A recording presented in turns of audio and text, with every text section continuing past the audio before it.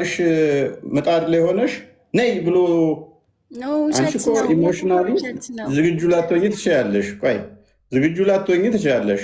ገና ለገና እሱ እዛ ሴት አይቶ ምናምን ልክ መንገድ ላይ መሐመድ አሁን ሴት አይቶ ሮጦ መጥቶ ዜነብ ቆዳ እየፋቀች በነበረችበት ሰዓት ላይ አደረገና ሮጦ ሄዶ መንገድ ላይ ሴት ስታዩ ሮጣችሁ ሄዳችሁ እንትን በሉ አለ። በሴጣን ትመጣለች ሴት አለ። ከዛ ሮጦ መጥቶ አሁን አንቺ እንጀራ እየጋገርሽ ምናምን ነይ ሲልሽ ምንድን ነው የምትለኝ ምናምን ብትዩ አቆየችኝ፣ አዘገየችኝ፣ ቶሎ አልታዘዘችም ብሎ ሲበሳጭ፣ መላእክቶች ደግሞ አንቺ ሲረግሙሽ፣ አላህ ደግሞ ሲበሳጭ፣ ሁርላይኖች ሲረግሙሽ፣ ከዛ ሰውየው ይቅርታ እስካላለሽ ድረስ ይቅርታሽ ተቀባይነት የለውም። ጸሎት ዱዓ ብታደርጊ እንኳን ጸሎትሽ ወደ ሰማይ አይወጣም ይላል።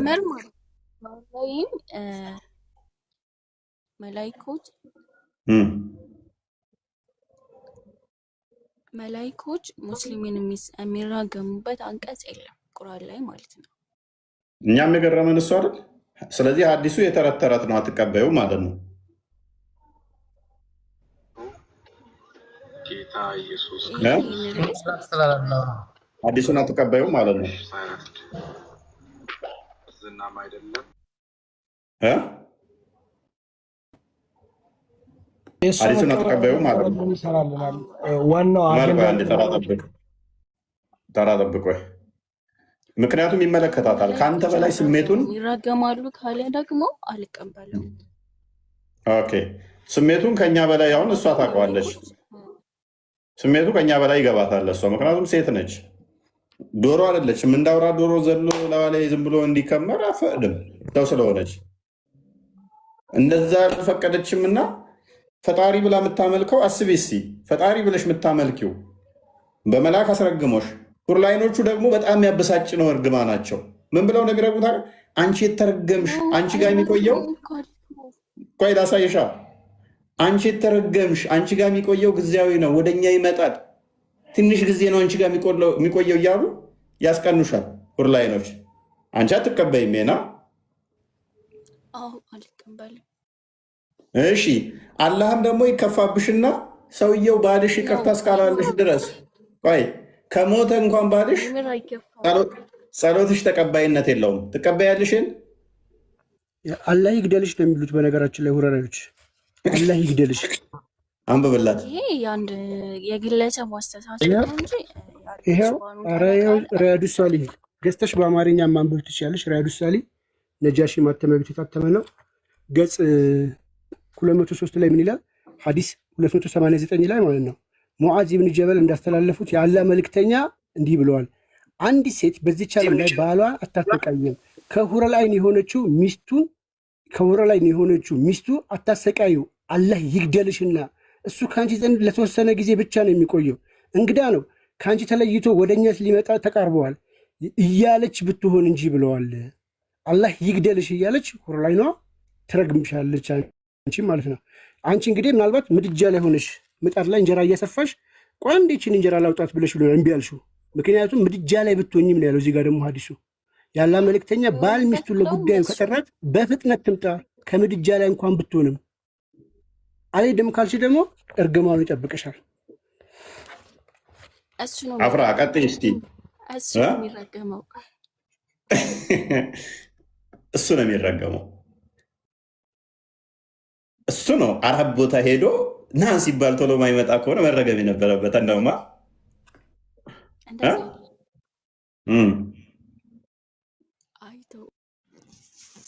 ቀጥይ፣ ችግር የለውም። ሀሳብሽንማ ተናገሪ። ለአፍራ ልንገራት። ሰላም ብያለሁ መጀመሪያ ሁላችሁንም። እሱ ሊረገም ሳይሆን አፍራዬ፣ እሱማ ከደበርሽ እኮ ሌላኛው ሚስቱ ጋር እንዲሄድ ተፈቅዶለታል። ገና ታምሻለች ተብሎ ከተፈራ አልጋ ለይቶ ሌላ ሚስቱ ጋር ላጥ ይላል። አንቺ ግን ከወሊድ ደም ከማንስትሬሽን ደምና ከህመም ውጭ ከዚህ ውጭ በማንኛውም ሁኔታና በማንኛውም ጊዜ ሲጠራሽ አቤት ብለሽ መነጠፍ አለብሽ። እምቢ ካልሽ አንደኛ መላእክት አይቻልም። በማንስትሬሽን ጊዜም ሲጠራት አቤት ብላ መምጣት አለባት። አብዴት አደረገልሽ ደግሞ እንግዲህ አብዴት አድርጎልሽ ያለሽ ያኔ ወሲብ ላይ ያደርግሽ ይችላል፣ ወንድ ሊያደርግሻል። አዘጋጀው ክርስቲያን አቤት ብለሽ ወዲያውኑ መምጣት አለብሽ። በማንስትሬሽን ጊዜ የምትሆኝ እንትን የዚህኛው ሐዲሱ ማብራሪያ እዚህ ጋር ምን ብሎ ያስቀምጣሉ? እፎይ ቅድም የተናገርከውን መሐመድ ሴት አይቶ በስሜት እንግዲህ ስሜቱ መቆጣጠር አቅቶት ነው ሄዱ አይደለ? ያንን በደንብ ያስቀምጣል። እዚህ ላይ ምናል በሴቶች ምክንያት የሚደርስ ፈተና ለወንዶች ከሌላው ይልቅ ብርቱና ጠንካራ ነው፣ እንዲሁም ከፍተኛ አደጋ ነው። ምክንያቱም በሴቶች መማረክና ወጥመዳቸው ውስጥ በመግባት ከፍተኛ ጥፋት ይዳርጋልና አላህ ከሴቶች የሆናችሁ ፍላጎቶችን መውደድ ለሰዎች ተሸለመ ያለው ለዚህ ነው። ስለዚህ ሴቶቹ ስለሚማርኩና ወንዶቹ ስለሚወሰወሱ ወንዶቹ ስሜታችሁን ጠብቁ የሚታየውን እንደ መፍትሄ ተደርጎ የመጣው ኤኒታይም። ልክ አሁን መሐመድ ወደ መስጊድ እየሄደ ነበር አይደለ? ተረከዝ አይቶ ወደ ሚስቱ ገብቶ ግንኙነት ያደረገው። ከዛ በኋላ ሴጣን ብሎ ተናገራት። ማለት ሴት ልጅ በሴጣን ትመጣለች ብሎ ተናገረ። ስለዚህ ሮጣችሁ ገብታችሁ እንደዚህ አይነት ስሜት ልባችሁ ሲሰማ ሴት ስታዩ ከሚስታችሁ ጋር ግንኙነት አድርጎ አለ። ይሄ ለምንድን ነው የተባለው? ወንዱ ስሜቱን መቆጣጠር ስለማይችል አንቺን ምን ማድረግ አለበት?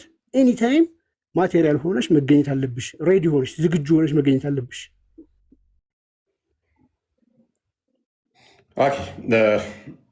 ክርስቲያን ሬዲ ነው? ሬዲ ነኝ።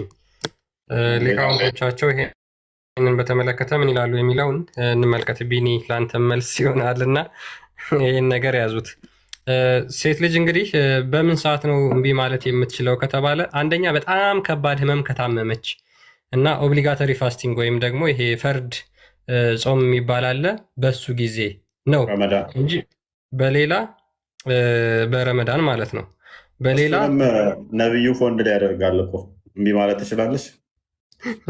ነቢያቸው በረመዳን ወቅት ላይ ነበረ ፎንድሊንግ የሚያደርገው በረመዳን ጾም። But it should not be noted that the invitation to bed is more general than intercourse. So she must respond to him to enjoy her above the waist if she is in menstruation. በወር አበባ እንኳን ላይ ብትሆን ሲጠራት የግድ መሄድ አለባት። ምክንያቱም ከወገቧ በላይ ማሻሸት ስለሚችል ይልና ከወገቧ በላይ መደሰት አለበት። ምክንያቱም የተለያዩ ነገሮችን መጠቀም ይችላል። በጾም ወቅት ላይ ለምሳሌ ህፃን ልጅን እግሯ ላይ እጇን የተለያየ የሰውነቷን ክፍል ተጠቅሞ ወሲብ ማድረግ አለበት የሚችላል አይነት ስታፍ ስላለ ማለት ነው። በዛኛው ፓርቶች በቀዳዳ ፔሪድ ላይ በነበረችበት ላይ ይሄን አይቻልም እንደዚህ ማድረግ ምናምን ይላሉ። ሌላውን ፓርቶች መጠቀም ይችላል ነው። ስትታመም በጣም የታመመች መሆን አለባት። እንደው ትንሽ ራሴን አሞኝ ነው እንደዚህ ወገቤን ምናምን ማለት አትችልም። ምን ይላል መሰላችሁ? ይህን and to the extent that she can bear if she is sick የታመመችውን እስከታመመችበት ድረስ መቋቋም እስከምትችልበት ድረስ እሱ ፎንድል ማድረግ ይችላል ወይም ማሻሸት ይችላል እና ማን ይጠቅሳል? አልናዋዊ ኤክስፕላኔሽን ዲስ ሀዲስ። ይህን እስካሁን ስናወራበት የነበረውን ሀዲስ አልናዋዊ የተባለው የሙስሊሞች ትልቁ ሊቅ ማለት ነው ሲያብራራ it is the evidence of the prohibition of her refusing to go to his bed without a legitimate excuse, and menstruation is not an excuse for refusal because he has the right to enjoy her above the waist. የወር አበባ እምቢ ለማለት ምክንያት አይሆንም፣ ምክንያቱም ወንዱ ከወገቧ በላይ ማሻሸት ስለሚችል። ስለዚህ የሙስሊም ሴቶች ባላችሁ በወር አበባ ወቅት እንኳን ሲጠራችሁ እምቢ ማለት የለባችሁም፣ ከወገብ በላይ ማሻሸት ስላለበት። ይሄ የነቢዩ ተግባር ነው። ሙሐመድ ሲያደርገው የነበረ ይህንን በፔሪድ ወቅት ላይ እንደዚህ አይነት ስለሚጠቀም ነው። አሁን ኢማጂን ኢሞሽናል አንስቴብል ይሆኑበታል። ሆርሞናል ቼንጆች ስለሚኖሩ ሃይሊ ሆርሞናል ቼንጅ ስለሚኖር ሚኒስትሬሽን በዚህ ወቅት ላይ አሁን የሆነ ቅር ቢላትና ና መላይኮች ሴቶችን እንደሚራገሙ ከቁርአን ልታሳኝ ትችላለህ? ኦኬ፣ ቁርአን ላይማ ምን አላህ ራሱ ማን ነው የሚባለው ነው እኮ ዲቴል ማስረዳት አትችይም እኮ። እኛ ሙስሊሞች እኮ የምንከተለው ቁርአን ነው። ሐዲስ አትከተሉም? አፍራ ነው እኮ ከሁለቱም ሲሆን ግን ደግሞ ይሄ ሲጋ ብቻ ነው። ኦኬ፣ ከሁለቱም ብቻ ሲሆን ነው የምትከተሉት? ጎበስ፣ ከሁለቱም ብቻ ሲሆን ነው የምትከተለው። ኢሳ ተመልሶ ይመጣል እስቲ የሚል በቁርአን ውስጥ አሳየኝ። አፍራ ከሁለቱም ካልሆነ ተከተሉ ማለት ኢሳ ተመልሶ ለጂዚያ ላይ ያስቀር እንዲህ ሊያደርግ ይመጣል። ቆይ ተመልሶ ይመጣል። አንድ ጥያቄ አለኝ። ቆይ ማር ተረጋጋ። ሁለቱም ካልሆነ ስለማተቀበሉ እኮ መላእክቶች እንደሚራገሙ ቁርአን ላይ ለምን አልተገለጸም? ይሄ ልታስረዳኝ ትችላለህ? ጎበስ ቁርአንሽ ሙሉና ምንም እንኳን የተብራራው ነኝ ቢልም በደመሰይ ሙሉ የተብራራው ነኝ ቢልም መሐመድ ማን ነው የተወለደ የሚታወቅ ነገር የለም።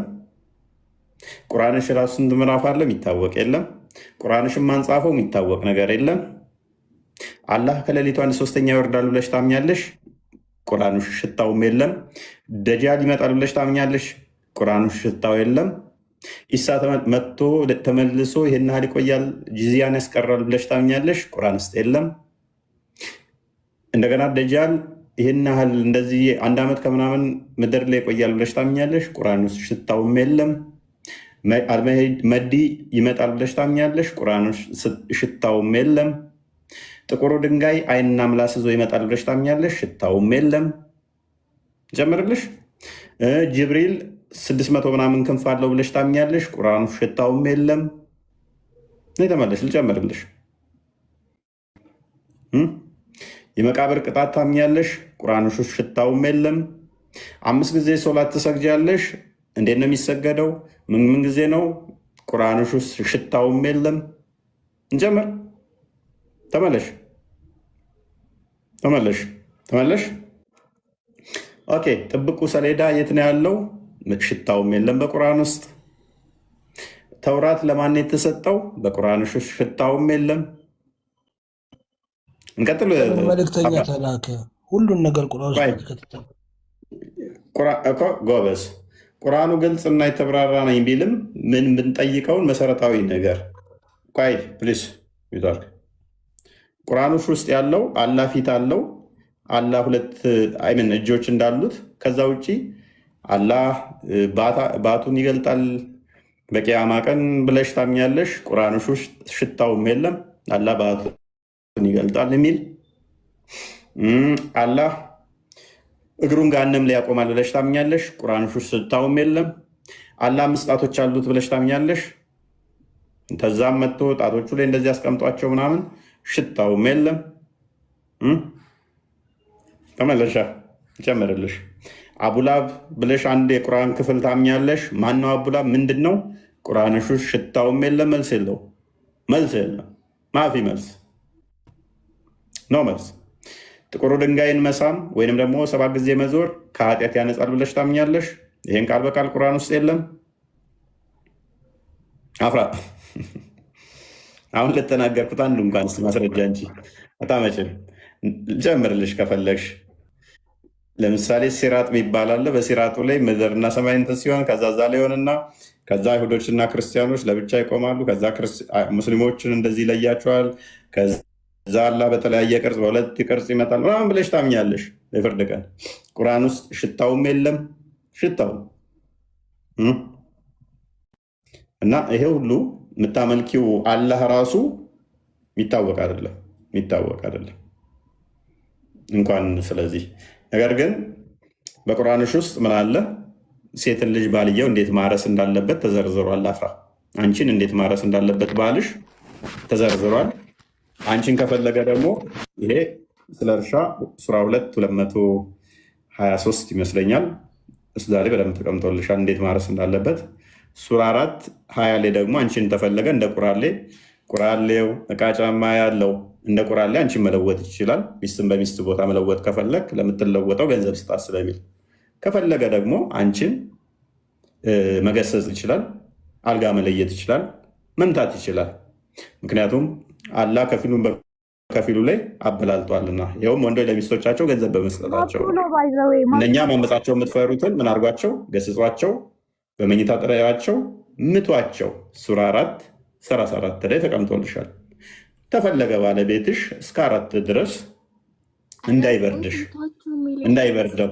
እንዳይበርድሽ ሳይሆን እንዳይበርደው አንቺን ቤትሽ ውስጥ ጎልቶ 4 ድረስ አግብቶ ለአንቺ 1 ሳምንት ከሰጠ ወሩ ሙሉ አንቺ ጋር ሳይመጣ አፍራቻው ለ1 ሳምንት አብሬሽ ቆይቻለሁ ብሎሽ 3 ሳምንት ሌሎቹ ሚስቶቹ ጋር ሸሸም ገዳሜ ማለት መፍት አለው። በዛ በ7ቷ ቀን ደግሞ ሴት ልጅ ሚኒስትሬሽን ላይ ከ2 ቀን እስከ 4 ቀንም ሊቆይባት ይችላል። ከበዛ እስከ 7 ቀን ይቆያል። አንቺ አንፎርቹኔትሊ እስከ 7 ቀን ከቆየብሽ በ7 ቀን ውስጥ 1 ቀንም አቅፎሽ ባይተኛ ሜይ ቢ ሩሩ ከሆነ እንደ ነብይሽ ከወገብ በላይ ብቻ ተጠቅሞብሽ ልክ ፔሬድሽ የመንጻትሽ ቀን ሲደርስ ቻው ቻው አፍራ ያችኛዋ ጋር አለችብኝ ብሎ ወሩን ሙሉ እዛችኛዎቹ 3ቱ ጋር ይቆያል። ከዛስ አንቺ ጋር ሲመጣ የለም አንቺ ማፊ አልጋ አብሮ መተኛት። ምክንያቱም ይሄን አስተምሮታል። ባሪያ ካለሽ ደግሞ አንቺ በፔሬድሽ ወቅት ላይ ሱራ 7 30 ላይ ሱራ 23 6 ላይ በእጆቹ የያዛቸው ምርኮኞቹ መገናኘት ስለተፈቀደለት በቁርአንሽ እሱን መጠቃቀም ይችላል። እንደዛ መጠቃቀም ይችላል እና ሱራ 38 44 ላይ ደግሞ ልክ እንደ ኖህ ሚስት ስትጠብቂው ከኖርሽ 1 ቀን ደበድባት አለው ካለ ከዛ ከረሳው እንኳን ልክ ኖህን የኢዮብን ሚስት ኖህ ያልኩት ተሳስቼ ነው። የኢዮብን ሚስት ከ18 ዓመት በኋላ አስታውሷላ። እንዴት ትዘነጋለህ? የዛሬ 18 ዓመት እኮ ሚስትህን መታለው ብለህ ነበር በልደብድባት እንዳለውና መገለጥ እንደላከው ቢረሳው እንኳን የሆነ ቀን አናደሹ ሾጤ ያዝና ደብድባት እንደሚለው አንቺንም ያስደበድብሻል። በጣም ወሳኝ ነው ቁርአን፣ በጣም ወሳኝ ነው። አፍራ እነኝን በደንብ አካቶልሻል።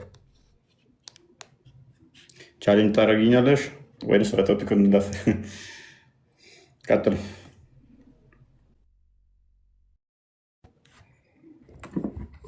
አጭርና ቆንጆ ገለጻ። እነዚህ እንዴት ነሽ? ሰላም ነው። ሰምተሽዋል ጥያቄውን? ሰምቻለሁ። አሁን ስለዚህ ምናምን ያወራችሁ ሰምቻለሁ። ያ በጣም ጥሩ። እኛ ስቲክ እናድርግና እርግማኑ ላይ መላእክቶች ይራገማሉ አይደለ? እሱን እርሳው። አሁን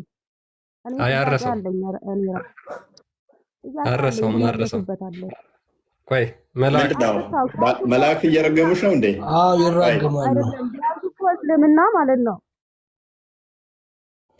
ቢያንስ እኮ እስልምና ለእኔ ክብር ሰጥቶኛል። ቢያንስ ፍሬድ ላይ እያለ እንደናንተ እውነት ነው። ነይ ቆይ በደንብ አክብሯታለች ልጅ። ቆይ ሚዩት አድርጉላችሁ። ነዚል ማይክሽን አንሺና አግብተሻል አላገባሽም? ክብር ሰጥቶኛል እንደ እስልምና እንዳኛት። አግብተሻል? አላገባው። ባልሽ ይመታሻል? ባልሽ ይመታሻል ማለት ይመታሻል ማለት ሳላገባ ነው እንዴ የማውቀው? ስታገቢ ወደፊት ባልሽ ሊመታሽ ይችላል አይደለ? በመቀነት ነው የተባለ ራሱ ትመታ ራሱ የተባለ ብታጠፋ ራሱ በመቀነት ነው ታውቃለህ? ስታጠፊ በመቀነት ነው የሚመታሽ። እኔ አሁን መቀነቴ ቀበቶ ነው፣ በቀበቶ ይመታሻል ማለት ነው ወደፊት። በእናንተ አይደለም የተባለ በእናቶች በእናንተ ጎበዝ። እሺ ጨርቅ ነው የተባለ መቀነት ቀበቶ ነው። ስማኝ ጥያቄ ልጠይቅሽ። ትጠይቂያለሽ። እስልምና ስላከበረሽ በቀበቶ ወይም በመቀነት ነው ምታት የተባለው ብለሻል። ወደፊት ስታገቢ በመቀነት ባልሽ ሊመታሽ ይችላል። እሺ ባልሽ ስታገቢ ወደፊት ሊደርብብሽ ይችላል። ሁለተኛ ማግባት ይችላል። አዎ እኔ ደግሞ ችግር የለብኝም። ሶስተኛስ? ሶስተኛስ? እስከ 4 ይቻላል ካለው ገንዘብ ይኑረው እንጂ እስከ 4 ድረስ ሊያገባብሽ ይችላል። ያ ችግር የለብኝም። ጎበዝ። ይህንን የፈቀደለት አላህ ነው አይደል? በጣም አንቺን ስላከበረሽ። ጥሩ ቆንጆ። እሺ ስላከበረኝ ትክክል ስላከበረሽ ነው። በገንዘብ ላይ በምስክርነት ላይ የወንድ እኩል ነሽ ወይንስ 2 ሴቶች እንዳንድ ነው የምመሰክሩት? እኩል ልትሆን አትችልም ከወንድ ጋር። ቆይ ስትመሰክሩ ናዚል በምስክርነት ላይ 2 ሴቶች እንዳንድ ወንድ ናችሁ ወይንስ በምስክርነት ተወንድ እኩል ነው የምመሰክሪው? 2 ሴቶች እንዳንድ ወንድ። 2 ሴቶች ተደምራችሁ ከአንድ ወንድ ጋር እኩል ናችሁ በምስክርነት? ጎበዝ። በጣም ስላከበረሽ የወንድ ግማሽ ነሽ። ፋይን።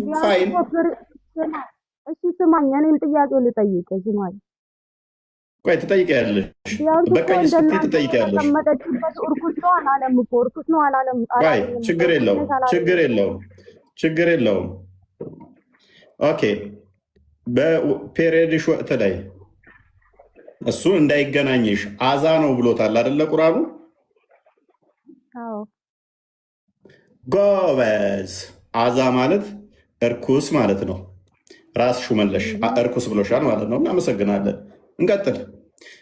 አሁንም ባለቤትሽ ከፈለገ አንቺን ፈቶ ሌላ ማግባት ይችላል አይደለ? ፈቶ ባል ሚስቱን መፍታት ከፈለገ ፈታውሽ 3 ጊዜ ብሎ አንቺን መፍታት ይችላል አይደል? እሱ ካልተስማሙ ነው እንጂ ዝም ብለው መፍታት አይፈቀድም እኮ። አሁን እሱ አልተስማማም። በቃ ሲያይሽ 4 አግብቶ ነበር፣ መቀየር ፈለገና የሆነ ቆንጆዬ ሴት አይቶ አንቺን ፈታውሽ 3 ጊዜ ቢል መፍታት ይችላል አይችልም? ፈታውሽ ካለ ኦልሬዲ በቃ ሆኗል። ጎበዝ። ስለዚህ አንቺን እንደ ቁርአን ላይ መቀየር ከፈለገ ፈታውሽ ማለት ነው የሚጠበቅበት። እሺ እሱ ባይፈልግስ መፍታት አንቺ ፈትቻለሁ ብትይው ትፈችዋለሽ? ይቻላል? ይፈታል። እንደ ቀልድ ራሱ ከተባለ እኔም አልኩኝ እሱም አለ በቃ ይዛ ተፈቷል። ኦልሬዲ አለቀ። ኦኬ እሺ ባሪያዎች ቢኖሩትስ? ባሪያዎችን ወሲብ ማድረግ ተፈቅዶለታል አልተፈቀደለትም? ባሪያዎችን ኦኬ ተፈቅዶለታል። ከአንቺ በተጨማሪ በጣም ስላከበረሽ ነዚል በጣም ስላከበረሽ ባሮችን ከአንቺ በተጨማሪ መገናኘት ይችላል። ሰራተኞች በጣም አክብሮሻል እስልምና። እሺ እንደገና ደግሞ ጸሎት ወቅት ላይ ጥቁር ውሻ፣ አህያ እና ሴት ጸሎት ታቋርጣለች። ጸሎት ጥቁር ውሻ፣ አህያና ሴት ልጅ ጸሎት ያቋርጣሉ። በጣም እኮ ስላከበረሽ ነው ከአህያና ከጥቁር ውሻ ጋር የመደበሽ። አማላይ መሆን ነው። አማልላለሁ ወንድን። ስለዚህ ምድብሽ ከጥቁር አህያና ከውሻ ጋር ነው። አይምን ከጥቁር ውሻና ከአህያ ጋር ነው። በጣም ቆንጆ። እንደዚህም አይነት እንትን የለም። ትክክል ብለሻል። በቃ አንቺ አሁን መልሼ እልሃለሁ፣ መልስልኝ። እሺ ምንድነው ጥያቄሽ? ለእኔ ምንድነው ጥያቄሽ? ምንድነው ጥያቄ? ጥያቄ የሰው ልጅ ወክዬ ማለት ነው ወንድንም ሴትንም ወክዬ ለምንድን ነው ፈሳሽ ነገር ከሰውነታችን ሲወጣ እርኩስ ነው? ለምንድን ነው? በእናንተ ቀደም መልሰሹ ነበረ። ቀደም ምን አልኩሽ መሰለሽ? ላስረዳሽ። ፈልገን ነው ፕሬድ ላይ ስትሆን ሴት ልጅ የተቀመጠችበትም የነካትም ሰው እርኩስ ነው ይላል ወይ አይልም? ጎበዝ። ሜቢ አልሰማሽኝም እንጂ ቅድም በራስሽ አስመልሼሽ ነበረ። ምን ብዬሽ ነበር መሰለሽ? በፔሬድሽ ወቅት እንዳይገናኝሽ ቁርአኑ እሱ አዛ ነውና አትቅረባቸው ይላል አደል ስልሽ፣ አዎ ብለሽኛል። አዛ ማለት እርኩስ ማለት ነው። እርኩስ ማለት በእንግሊዝኛው አንክሊን ማለት ነው። ንጹህ ያልሆነ ማለት ነው። ንጹህ አዳምጪ። እሺ ታዳምጫለሽ? ኦኬ እርኩስ ማለት ንጹህ ያልሆነ ማለት ነው፣ ወይም ደግሞ አንክሊን የሆነ ማለት ነው። ዘሌዋውያን ምዕራፍ 15 ላይ የሚናገረው ሴትን ልጅ ብቻ አይደለም እንደዛ የሚለው። ይኸውልሽ መድሎ የሚባለው እንዴት መሰለሽ?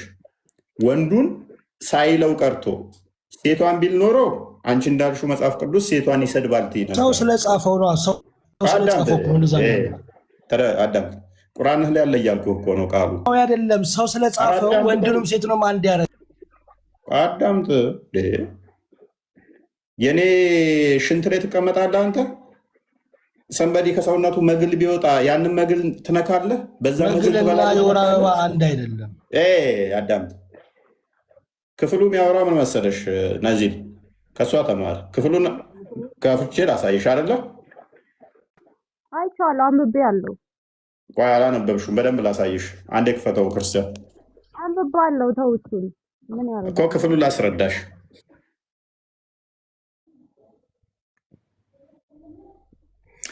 ኦኬ 15 ምዕራፍ 15 ከቁጥር 1 ጀምሮ ነሰሰርሊ ፔሪድ ብቻ ማለት አይደለም። ከሰውነቱ የሚወጣው ወንዱንም ይመለከታል። ወንዱ ከሰውነቱ ካካ ሊሆን ይችላል፣ ሽንት ሊሆን ይችላል፣ መግል ሊሆን ይችላል፣ ቁስል ደም ሊሆን ይችላል። እነኚህ ሁሉ የሚወጡት አንክሊን ናቸው። ንጹህ ያልሆነ በግዕዙ እርኩስ ይባላል። እርኩስ ማለት አንክሊን ማለት ነው፣ ንጹህ ያልሆነ ማለት ነው። ንጹህ ያልሆነ እሱ እርኩስ ተብሎ ሊጠራ ይችላል። ኦኬ። ስለዚህ እግዚአብሔር ለምንድን ነው እሱ ይህንን ከነካችሁ እርኩስ ነው ቆሻሻ ነው ለምን አለ? ምክንያቱም አንድ ሰው ከሰውነቱ መግል ቢፈስና ያንን መግል ብነካ ከእርሱ ወደ አንተ በሽታው ይተላለፋል፣ ትረክሳለህ አንተ። ስለዚህ ከወንዱም ሆነ ከሴቷ የሚወጡ ፈሳሾች ንጹህ አይደሉም፣ እርኩስ ናቸው። እናንብበው።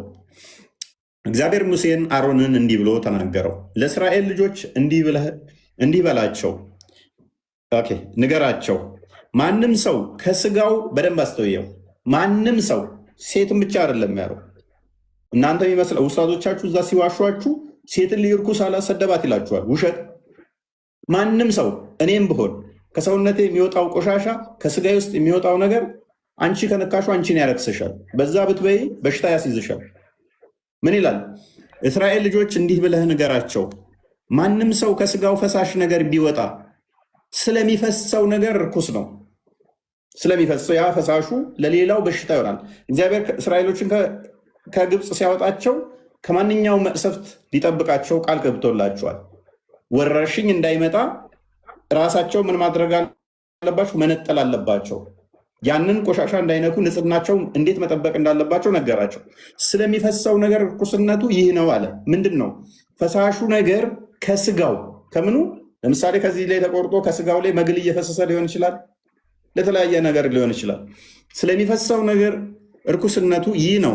ፈሳሹ ነገር ከስጋው ቢፈስ ወይንም ከመፍሰሱ ቢቆም እርኩስ መሆኑ ነው። ከፈረው ፈሳሽ ነገር ያለበት ሰው በደንብ አስተውይ። ፈሳሽ ያለበት ሰው የሚተኛበት መኝታ ሁሉ እርኩስ ነው፣ ንጹህ አይደለም ነው፣ አንክሊን ነው። እንግሊዝኛውንም አድርጎ ያሳያችኋል ከፈለጋችሁ። በግዕዙ እርኩስ ይባላል፣ በአማርኛ ቆሻሻ ማለት ነው። ወይንም ፎርማል እንትን የሆነ ንጹህ ያልሆነ ማለት ነው። ንጹህ አይደለም። እኔ የምተኛበት ላይ እዛው ምጸዳዳ ምሸና ካካመል ከሆነ ከሰውነቴ መግል የሚፈስ ከሆነ እዛ ላይ ሰው መጥቶ ቢተኛ ያንንኛውን ሰው እያቆሽሸዋል። ሰውየው በበራሩ ቆሻሻ አይደለም። ነገር ግን የኔ ከሰውነት የፈሰሰው ቆሻሻ ያንኛውን ሰውዬ ያቆሽሸዋል። ስለዚህ ቆሻሻ ይሆናል። ያ ቦታ ላይ ሄደ ብትተኛ ብትቀመጥ። እንግሊዝኛው ምን ይላል? አንክሊን፣ ያው ንጹህ ያልሆነ ማለት ነው። መልሰው ወደ አማርኛው ፈሳሽ ነገር ያለበት ሰው የሚተኛበት መኝታ ሁሉ ርኩስ ነው፣ የሚቀመጥበት ነገር ሁሉ ርኩስ ነው። መኝታውንም የሚነካ ሁሉ ልብሱን ምን ይበል? ይጠብ። ለምንድን ነው ልብሱ የሚያጥበው? ያ ቆሻሻ ነክቶታል። ቆሻሻውን በምንድን ነው ማስወገድ የሚችለው? በውሃ ነው ማስወገድ የሚቻለው። ምን ይበለው? ይጠበው። በመሀል አንዴ ልግባ ላቋርጠት። ከአንዴ ብጨርሰው አይሻልም? ያልገባሻል? እዚህ ላይ የተሳሳትኩት አለ? አዎ። እሺ። ሰውየውን የነካ ሁሉ ነው እንጂ እሱን ቦታ ወይንም ደግሞ እሱን ፈሳሽ የነካ የሚል የለም እዚህ ላይ። እሺ፣ በመኝታው በደንብ አስተውይ። እሺ፣ መኝታውንም የሚነካ ሁሉ። መኝታው ላይ ማን ስለተኛ ነው? ሰውየው ስለተኛበት። ሰውየው ደግሞ ምን አስተላለፈ ማለት ነው? ፈሳሹን መኝታው ላይ ነካ አልነካም? ሊሆንም ላይሆንም ይችላል እኮ። ኧረ ተይ እህታችን፣ ፈሳሽ የሚፈሰው ከሆነ እህታችን አዳምጫ። ፈሳሽ የሚፈሰው ከሆነ ቆይ ፈሳሽ የሚፈሰው ከሆነ አለን፣ በዛ ፈሳሹ ምክንያት መኝታው ምን ይሆናል? መኝታውን የሚነካ ሁሉ ልብሱን ይጠብ፣ ከውሃውም ይታጠብ። ለምን? ያ የተኛበት የተቀመጠበት ምን ስለሚሆን ፈሳሽ እየፈሰሰው ነው። እዛ መኝታ ላይ ፈሳሹ ስለሚነካ ያ ላይ ሄደሽ ብትቀመጪ መግሉን ብነኪ ደሙን ብነኪ ያንን ፈሳሽ በምነኪበት ሰዓት አንቺን ያቆስሻል። ለምሳሌ በቀላሉ ለአንቺ እንዲመጥን አድርጌ ልንገርሽ። የኮሮና ጊዜ ታስታውሻለሽ? ኮቪድን ፈሳሹን የሚል ነገር እኮ የለም። ፈሳሹን ብቻ ነካ የሚል የለም። ሰውየውን ችግር የለውም። እኔ ሰውየውንም የነካ ብትይም እኔ ማተር አያደርገኝም። ለምን እንደማያደርገኝ ታውቂያለሽ? ፈሳሹ ከሰውየው ነው የሚወጣው። ሰውየውንም በነካሽ ቁጥር ያ ባክቴሪያ አንቺንም ስለሚበክል ማለት ነው። ከሱ የሚወጣው ተላላፊ በሽታ ሊሆን ይችላል። አዳምጪ። ምክንያቱም ለምሳሌ በቀላሉ ልስጥሽ፣ በኮቪድ ጊዜ ላይ ሰውየው ፈሳሽ ነካንም አልነካን እጁን ከነካ ነው ሄደን እንታጠብ አንቲ እንትን እንጠቀም ነበር አይደለ? ለምን? ሰውየው ስለነካን ሰውየውን በመነካንበት እጃችን ላለመብላት እጃችንን እንታጠብ ነበር። በተለያየ እንትኖችን ኬሚካሎች እጃችንን እንትን እንል ነበር። ሰውየውን ስለነካ ፈሳሽ ሁሉ የለውም። ሰውየው ከሰውነቱ መግል እየወጣም ደም እየፈሰሰም አይደለም። ለምንድነው እንደዛ የሆነው? ተላላፊ በሽታዎችን ለመከላከል ነው። ይሄንኛው ደግሞ ከሰውነቱ ፈሳሽ እየፈሰሰ ነው። ፈሳሽ እየፈሰሰ ካለ ሰውየውንም ነካሹ፣ መቀመጫውንም ነካሹ፣ አልጋውንም ነካሹ፣ ፎርሴ ኮፍ አርግመንት ከአንቺ ጋር ሄጄ ችግር የለውም። አዎ ምክንያቱም በሽተኛን ማስታመም አይቻልም ማለት ነው። አይ እንዴት እንደሚያስተማመም አሳያለኝ እሱ። ምክንያቱም በኮሮና ጊዜ ላይ ስታስታመም ነበር። እንዴት እንደምታስታመም ኮሮና ጊዜ ላይ አትንኩ፣ አትነካኩ ተብለህ መጨባበጥ ራሱ የለም ነበር፣ እንዲህ ነበረ። ስለዚህ በደንብ አይምሮን ተጠቀም። ስለዚህ አዳምጪ። አይ ነው የእናንተ ጭንቅላት ሙስሊሞች ትንሽ አይኪዋችሁ ደከም ያለ ስለሆነ አሁን ለምሳሌ እነዚህ ልትመልስልህ ወይ ይገላግላት ነበረ። አንቺ ሀጅ ስትዞሪ ከአባ ስታደርጊ ፔሪድሽ ይነካዋል እንደ ከአባውን አይደነ ወደ ሌላ ቶፒክ እንዳትወስደን ሀጅ በወር አበባ ጊዜ ሀጅ ጠዋፍ አታድርጊ ይላል እዚህ ጋር። ጠዋፍ ማድረግ ችግር የለም፣ እሱን እመጣበታለን፣ እናነሳዋለን ኔክስት። ቆይ እሺ መልካም። ፈሳሽ ነገር ያለበት ሰው አዳምጪ፣ ችግር የለው። ፈሳሽ ነገር ያለበት ሰው በተቀመጠበት ነገር ላይ የሚቀመጥበት ሰው ልብሱን ይጠብ፣ በውሃውም ይታጠብ። ስለ ሴቷ ሳይሆን የሚናገረው ስለ ወንዱ ነው። ስለ ሴቷ ነው እህታችን እዚህ ጋር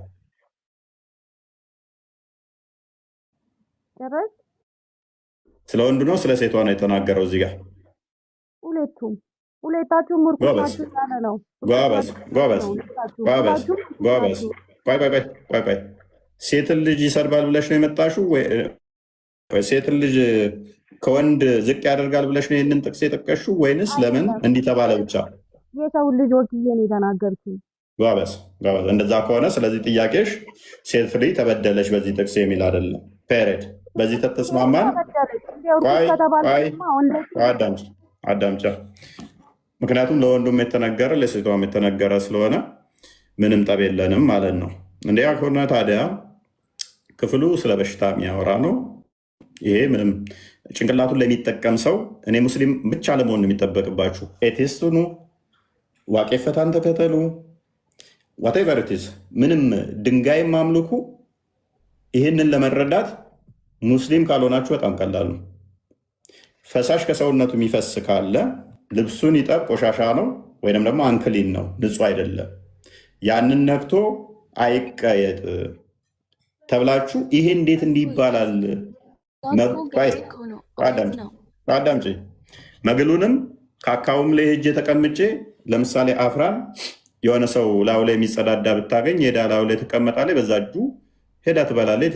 ያ ልብስ ላይ ሄዳ ተኝታ ትነስታ እንትን ትላለች። ምክንያቱም ሱናን አቢ ዳውድ 67 ላይ ፔሬድ ጨርቅ የተጣለበት የሞቱ ውሾች የተጣሉበት ሰገራ የተጣለበትን ውሃ ነብዩ ይመጠመጥበት ስለነበረ እነሱ ንጽህና ይመስላቸው ይሄ ነው።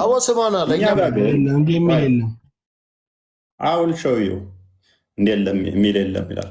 ለእኛ ግን ላዩ ላይ የሚጸዳዳ ቢኖር ለምሳሌ በአንድ ተረጋጋ፣ ላዩ ላይ የሚጸዳዳ ካለ ከሰውነቱ መግል እንደዚህ የሚወጣ ካለ ፈሳሽ የሚወጣ ከሆነ ስለዚህ ያንን ቆሻሻ ያለውን አካል ነክተን ሰውየው ይሄ እየሆነበት ያለው አንደኛ በጤናው አይደለም። ምክንያቱም ፈሳሹ ከምን አንጻር ስለሆነ በብሉይ ኪዳን ላይ መቅሰፍት አለ። ኃጢአት ሲሰሩ በመቅሰፍት ይመታሉ። ስለዚህ ያ ሰውዬ መቅሰፍት ደርሶበት ፕሊስ አንዴ ከመቅሰፍት አንጻር ምን ሊሆን ይችላል? ሊተላ ሊመግል ይችላል። አንድ ሁለተኛ በብሉይ ኪዳን ላይ እንግዲህ ከዛሬ 2000 ፕሊስ ሚዩት አድርጋ እንዴ ከ2000 ምናምን ዓመት በፊት የጤና ሐኪሞች ፕሊስ ከሰሮች የጤና ባለሙያዎች ብዙም አልነበሩም፣ ሆስፒታሎች አልነበሩም። ስለዚህ እግዚአብሔር ሕዝቡን የሚጠብቅበት አንድ ነው። ማለትም ሙሴ አለ። ሙሴ ሕዝቦቹ በወረርሽኝ እንዳይጠቁ ይፈልጋል። ቀደም እንዳልኳችሁ እግዚአብሔር በመቅሰፍት እንትኖችን ግብጾችን ይመታ ነበር፣ ወረርሽኝ ይመቱ ነበረ ከእግዚአብሔር የሚራቁ ስለነበሩ። እነኚዎቹ ግን የኮቨነንት ናቸው። ንጽህናቸውን ከሌላው ጋር ዝም ብሎ ለመደባለቅ መግሉንም ቆሻሻውንም እየነኩ ልክ እንደ ሙሐመድም ደግሞ ፔሬድ ጨርቅ የገባበት የሞቱ ውሾች የገቡበት ካካ የተጣለበት ንጹህ ነው እያሉ እንዳይጠጡ ያ በሽታ እንዳያመጣባቸው እግዚአብሔር ይህንን ስራ ሰጣ። ጤናማ ነው፣ ትክክልም ነው፣ ሳይንሱም የሚደግፈው ነው። ነገር ግን አሁን ለይሄ ህግ ለምሳሌ ከፈለክ ንጋ ከፈለክ አትንካ። ምክንያቱም አሁን ራስህ ላይ ስለሆነ የምፈርደው ራስህ መጠበቅ አለብህ። አንተ እግዚአብሔር ቤተ መቅደስ ስለሆንክ ሄደ ሰገራውን ላው ላይ የሚጸዳዳ ሽንቱን እዛ አልጋ ላይ የሚሸናል ሄደ እዛ ላይ ተኝተህ እዛ ላይ እንትን ብለህ ብትወጣ በግበግ ነው የምሸተው፣ ግምግም ነው የምሸተው። መግሉን እየነካ በዛ መግል እጅ ልበላ አትችልም። ከሴትም ከወንድም ከወጣ አንክሊን ነው፣ ቆሻሻ ማለት ነው። ወይንም ደግሞ ንጹህ ያልሆነ ማለት ነው። ምን ማለት እርኩስ ማለት በግዕዙ ስለሆነ ማለት ነው። ንጹህ ያልሆነ ማለት ነው። ይሄ እንደዛ ነው። እዚህ ጋ ብዙም በሐዲስ ኪዳን ግን ለምሳሌ ያቺ ከተፈጥሮ አንጻር ከሆነ ደም የሚፈሳቸው ይለዩ ነበር እስራኤሎች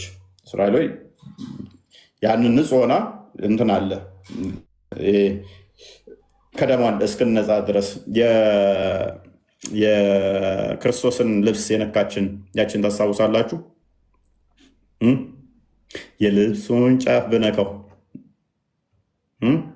መዝሙሩን በልብስ ሲማ ለሚያስታውሰኝ አዳኝ ጌታዬን ብጠጋው ያ ምንድነው እሱ አሁን እሱ እንዴት እንደቆመ ኮቨነንቱ እዛ በብሉይ ኪዳን የነበረው ይኸውን ልክ እንደ ሙስሊሞች ስታክ አድርገው ነው የቆሙት። እዛ እኛ አዲስ ኪዳን ሰዎች ነን። ስታክ አድርገው እዛ ላይ ነው ያሉት። በአዲስ ኪዳን ላይ ይሄ ነገር የለም። ይሄ ነገር የለም። ሎክ እንዴት ሴት ልጅ ከሰውነቷ የሚፈሳ ከነካ ትረክሳለህ እንደዚህ ምናምን ነው። ይሄ አዲስ ኪዳንም ህግ አይደለም። በብሉይ ኪዳን ሰዎቹ ከበሽታ ራሳቸው የሚጠብቁበት ነበረ። አዲስ ኪዳን ላይ ይሄም የለም። ቢኖርም ደግሞ ችግር አለው ብዬ አላምንም። እኔ በአዲስ ኪዳን እንደው ቢተገበር ራሱ ጤናማ ነው ብዬ ነው የማስበው። ፔሬዷ ላይ የተጨማልቄ እንደ ሙሐመድ ፔሬድ የገባበትን ጠጣ ብትለኝ አልጠጣም፣ ግደለኝ አልጠጣም። ንጹህ ነው፣ ምንም አይበክለውም። ፔሬዷም የገባበት ሰገራ የገባበት የሞተ ውሻ የገባበት እንደ ሙሐመድ ተግመጥመጥበው ብትለኝ ሰይፈኝ እንዴ ይሄንን ህግ እቀበላለሁ እንጂ የሙሐመድን አልቀበልም። እንደ አዲስ ኪዳን ካስታወሳችሁ ክርስቶስ ሲሄድ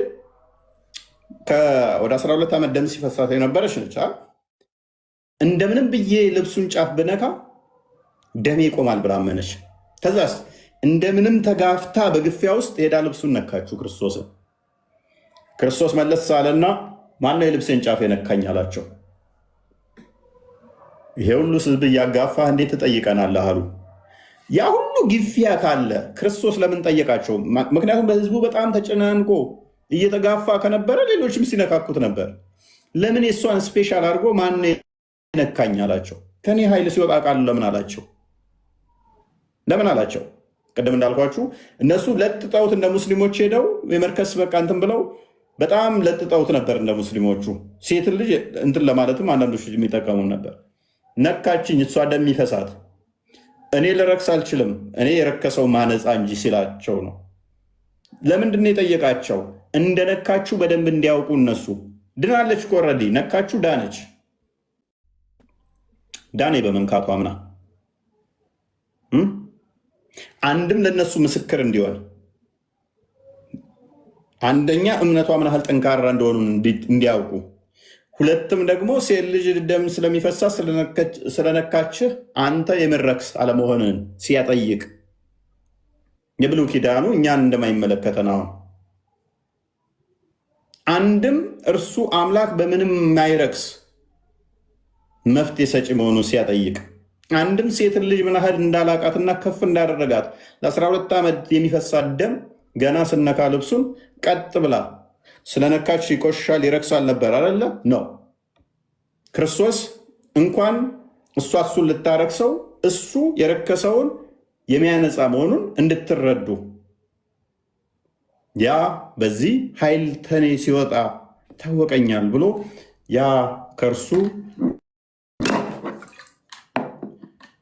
ምን አደረጋት? ደሟን ቀጥ አደረገው ማለት ነው። ስለዚህ በአዲስ ኪዳን ላይ ይህ የሚመለከተን አለም።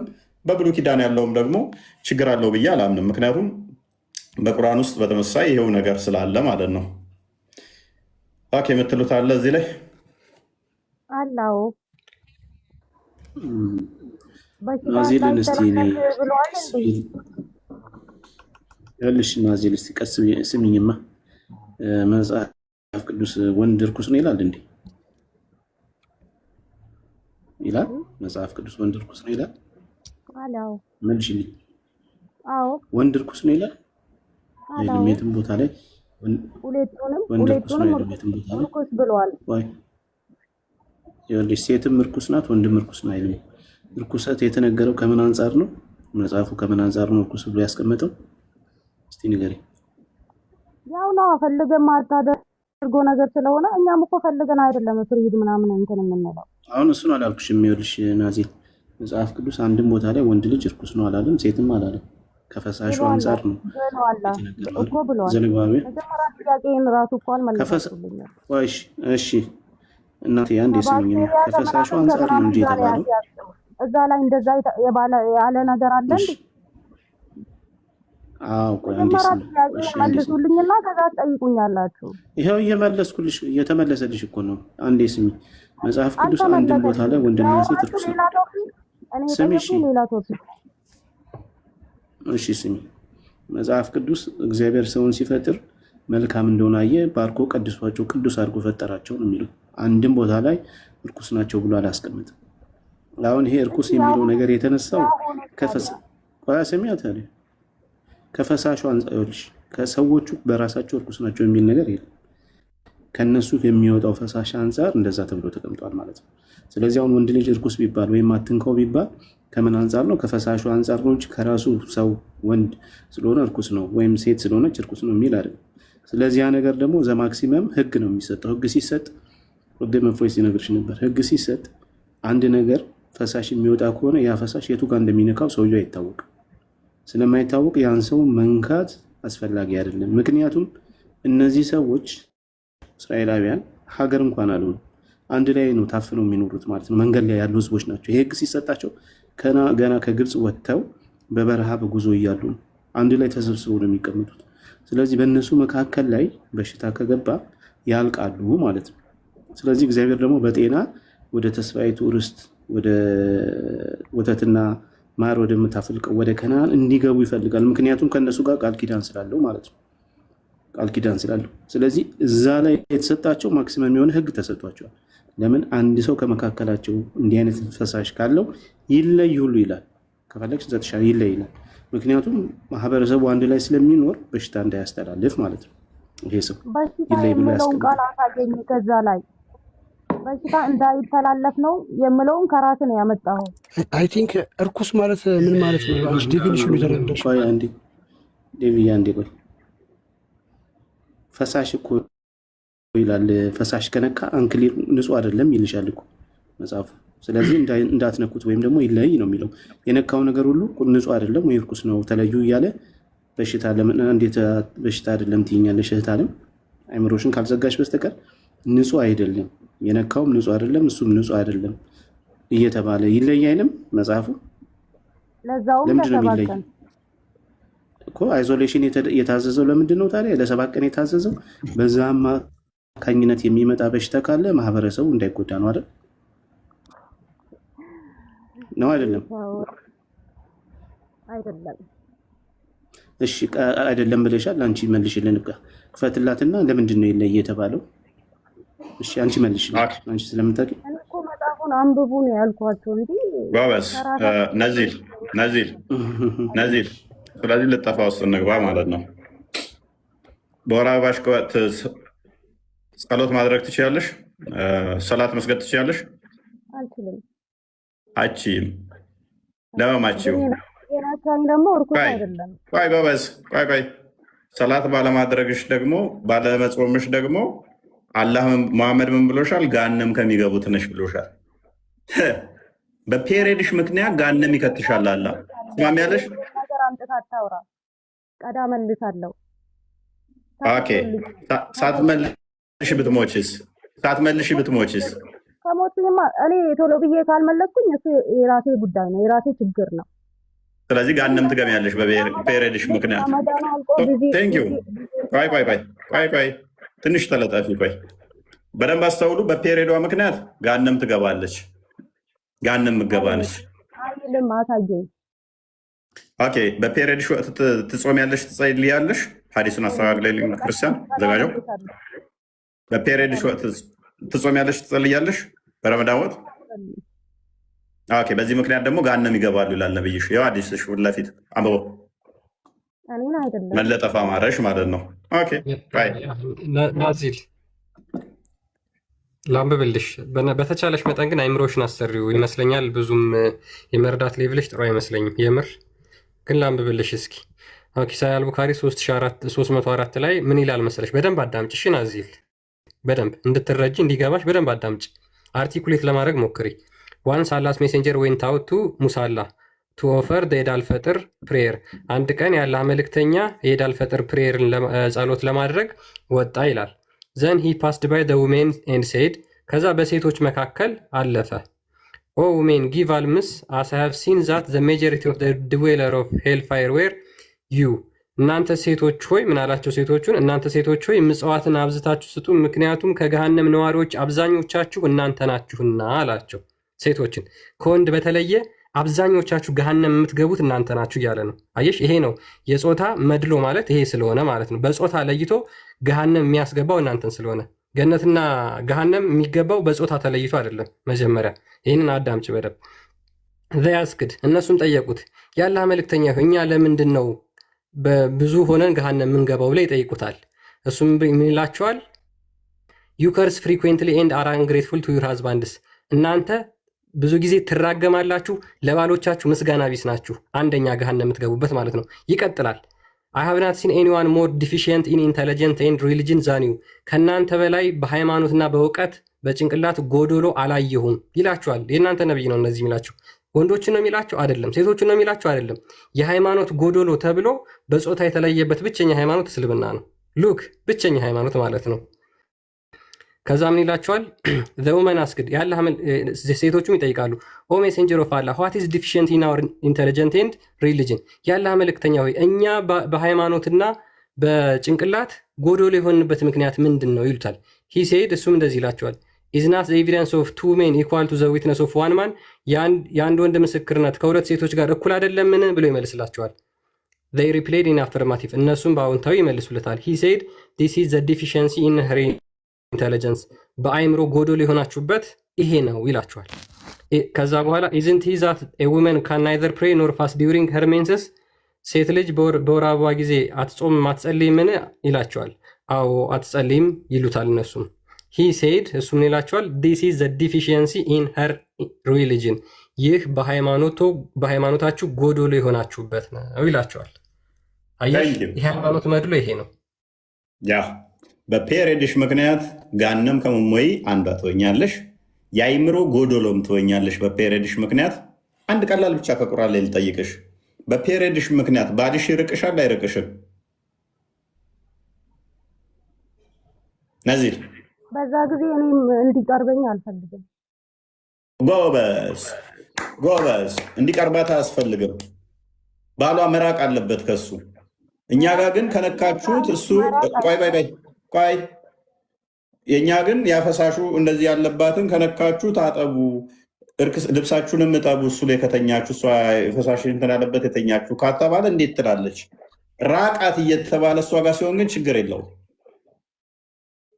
እስልምናን ጭንቅላት የአይምሮ ጎዶሎ ነሽ በፔሬድሽ ምክንያት ሲላት ችግር የለውም። ሶሪ የሃይማኖት ጎዶሎ ነሽ ሲላት ችግር የለውም። ገሃነም ትገቢያለሽ በፔሬድሽ ምክንያት ሲላት ችግር የለውም። ሱራ 222 አንዴ ክፈተው። ይሄ ሁሉ ራቋት ሽሻት፣ ልክ እንደ አውሬ ሲሸሻትም ችግር የለውም። እኛ ጋር ሲሆን ግን የነካኸው ያ እርኩሰት ነው፣ አንክሊን ነው፣ ንጹህ አይደለም፣ ቆሻሻ ነው። ታጠብ እጠብ ሲባል እንዴት ሴቷን ብቻ አይደለም ያለው ወንዱም ከሰውነቱ ፈሳሽ ከወጣው እሷ ከነካችኝ ቆሻሻ ስለሆነ ታጠቢ ይላታል። እንዴት እንደዚህ ያለኛል? ምክንያቱን አሳያችኋለሁ። እናንተ ብቻ ታገሱኝ፣ ምክንያቱም ብቻ ለምን እንደሆነ። ቁርአኗ ምን ይላል መሰላችሁ? ከወር አበባም ይጠይቁሃል፣ እርሱ አጸያፊ ነው። ሴቶችንም በወር አበባ ጊዜ ራቋቸው፣ ንጹህ እስኪሆኑም ድረስ አትቅረቧቸው፣ ቆሻሻ ነሽ እያለሽ ነው። በወር አበባ ጊዜ ቅርበት ፍቺው ምንድን ነው? ቅርበት የሚለው ፍቺው ምንድን ነው? አትቅረቧቸው ነው የሚለው እህታችን። ቅርበት አይደለም የሚለው። በፔሬድሽ ጊዜ ቆሻሻ ነሽ አይደለሽም? አታደርጉ ነው። በፔሬድሽ ጊዜ ንጹህ ነሽ አይደለሽም? ግንኙነት አታደርጉ ነው የሚለው። የጠየኩሽን መልሽ። በፔሬድሽ ጊዜ ንጹህ ነሽ አይደለሽም? መልሽ። ችግር የለውም። እሺ ግንኙነት አታርጉ ይሁን። በፔሬድሽ ጊዜ ንጹህ ነሽ ወይንስ ቆሻሻ? ባይዘዌ በእናታችን እኮ ነው የተቀጣ ነው። በእናታችን ጥፋት ነው የተቀጣ ነው። በማን በእናታችሁ ምክንያት? የነዚህል እናት ማን ነች? በእሷ ሀዋ ስለበላች አይደለ እንዴ ፍሬድ የመጣ? በሀዋ ምክንያት ነው እንዴ? አንቺ ምን አግብቶች ነው በሀዋ ምክንያት የምትቀጭው እኮ? ታዲያ ስለበላን ነው። እናታችን ናት። እሷም ምን አገባሽና አንቺ? እሷ ስትበላ አፕሏን ወይንም ፍሬውን አጣጥመሻል አንቺ? አንተ እንደዛ ከሆነ ለምንድን ነው ጎሮሮ ላይ እንጨት የወጣብህ ታዲያ? ኧረ እኔ ጎሮሮ ላይ እንጨት አልወጣብኝም እንዴ? ምን ሆነሽ ነው? መሐመድ ጀርባው ላይ እንደወጣው ባጭ እዚህ ጋር ስታያችን ማንቁርት እንጨት መስላሽ ነው? ነዚል ቆይ የጠየኩሽን መልሽ። አሁን እዛ ጋር ቆሻሻ የሚለው አጸይፎሻል። በጣም ነርቨስ አድርጎሽ መጥተሽ ነበር። አይ ነው ሰማው ተስማምተናል። ነዚል ፋይን አይደለም ያለው ተስማማው። ነገር ግን በወር አበባ ወቅት ይጠይቁሃል። እርሱ አጸያፊ ነው። ሴቶችን በወር አበባ ጊዜ ራቋቸው ይላል አይደለ? ጎበዝ። ንጹህ እስከሚሆኑም ድረስ አትቅረቧቸው ይላል አይደለ?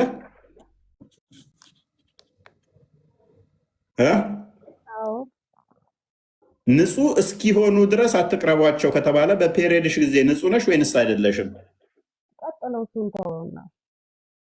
እሱን አልተወውም የኔ ቆንጆ። እችን ነው የምፈልገው። ቆይ እኔ የምፈልገው እችን ነው። ንጹህ እስኪሆኑ ድረስ አትቅረቧቸው ስላለ በፔሪየድሽ ጊዜ ንጹህ ነሽ ወይንስ አይደለሽም? በፔሪየድሽ ጊዜ ንጹህ ነሽ ወይንስ አይደለሽም? ንጹህ እስኪሆኑ ድረስ አትቅረቧቸው ስላለ በፔሪየድሽ ጊዜ ንጹህ ነሽ ወይንስ አይደለሽም? አይደለሁም፣ ግን የነካኝ ደግሞ አይረክስም። ድገሚ እስቲ። በፔሪየድሽ ጊዜ ንጹህ ነሽ አይደለሽም? አሁን ቀጥለው። እሺ እንተውና እቀጥለዋለሁ የኔ ቆንጆ። ቆይ ቀጣይ እንዲሄድ መልሽልኝ። በፔሪየድሽ ጊዜ ንጹህ ነሽ ወይንስ ንጹህ አይደለሽም? አይደለሁም፣ ግን የነካኝ ደግሞ አይረክስም ማለት ነው። አሃ ጎበዝ። የነካኝ አትበይ፣ እመጣለሁ። ወንድ ልጅ አንቺን ነክቶ ቆይ በፔሪየድሽ ጊዜ ወንድ ልጅ ቢነካሽ ሶላቱ ተቀባያለው ኡዱ ሳያደርግ? ረሱል እኮ አይሻን እየሰገዱ እያሉ ነው እግሯን ከፊት ለፊታቸው ያነሱ። ችግር የለውም። አዎ ሰንበዲ አሁን ቢነካሽ እንሄዳለን፣ እሱ ላይ እንሄዳለን። ቆይ ቢነካሽ አንድ ሰው ሶላቱ ይቋረጣል አይቋረጥም? ውዱ ማድረግ አለበት የለበትም? ረሱል ለምንድን ነው ታዲያ ከዲጃን ከፊት ለፊታቸው ዞር ያደረጉት? ዞር ያደረጉት ዞር ካደረጉማ እንትን እንዳይል ነዋ። ሲጀመር እሱ ላይ እንመጣለን። ኤንዌስ ብቻ ላቅልልሽ። አሁን ንጹህ እንዳልሆንሽ ተስማማን፣ ፔሪየዱንም ተስማማን። ቆይ ፕሊስ አንዴ እሱን ተዋት በይ። እኛ ጋር ቆሻሻ ነው ሲባል እንዴት ብለሽ የመጣሽ ሴትዮ፣ አንቺ ጋር ቁርአንሽ ላይ ንጹህ እንዳልሆንሽ አሳየንሽ፣ ወንዶችም እንደሚርቁሽ አሳየንሽ። ኔክስት ምን እንጨምርልሽ? ሱራ አቡ ዳውድ ገና ቆይ ይህን ቶፒክ እንዴት ለጥፌ አራግፌ እንደምጥላችሁ ላሳይሽ። 67ን አንዴ ክፈትልኝ አቡ ዳውድ። ኦኬ ተመለሽ። ቆይ አዳምጪ። ፔሪየድ ላይ ስታነሱ ምን አይነት ችግር እንደሚያመጣባችሁ ስለማታውቁ ነው። እኛ ጋር የአፈሳሹ ሲወጣ ፔሪየዱን እንድንጠጣ እንድንነካው አልተፈቀደም። ነብይሽ ደግሞ እንድጠጡትን ፈቅዷል። ሎክ ፔሪየዱን እንዲጠጡ ፈቅዷል። ቆይ ላሳይሽ። መንካት መራቅ አይደለም መጠጣት ፈቅዶልሻል ነብይሽ። I heard that the people asked the prophet of Allah, water is brought from you water is brought for you from the well of Buddha. እንዲህ ሲሉ ሰዎች ሰማሁ ነቢዩን። ተቡዳ ጎሬ ውስጥ ውሃ መጥቶልሃል። It is a well in which dead dogs, menstrual clothes, and excrement of people are thrown. The messenger of Allah replied, Verily, water is pure and is not defiled by anything. ውሃ በምንም የቆሽሽ የማይችል ነው። ምን ውሃ ውስጥ ምንድነው የገባበት ነበር? የፔሬድ ጨርቅ ፔሬድ። እነዚህም ፔሬድሽን የሆነ ባሊ ውስጥ ነከር አድርገሽ ለባለቤትሽ ታጠጪዋለሽ፣ ተጉመጥመጥበት ውዱ አድርግበት ትይዋለሽ። የሞቱ ውሾች የገቡበትን ውሃ ፔሬድሽን ያጠብሽበትን እንዴት ነው እሱ? ሽታውን ቀይሯል። ውሃ ሽታውን ከለሩን ቀይሯል። እሱ ላይ እንሄዳለን እኮ ታዲያ ፔሬድሽን እንዴት ነው ታጠጪዋለሽ? ችግር የለውም እንትን በሉ ብሏል። ተጠቀሙበት። ውሃ ምንም ሊያቆሽሸው በነገራችን እሱ ሀዲስ ደይፍ ነው። በነገራችን አላሉም።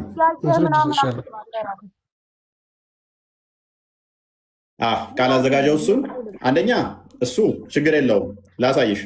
ቆይ ውሃ ከለሩን እስካልቀየረ ድረስ ችግር የለውም ምናምን የሚለው ታዩ እሱ ኪስሽ ክተችው። ምክንያቱም ይሄ ሀዲስ ራሱ አንድ አምጭኛ እሱ ደይፍ ነው፣ ስህተት ነው።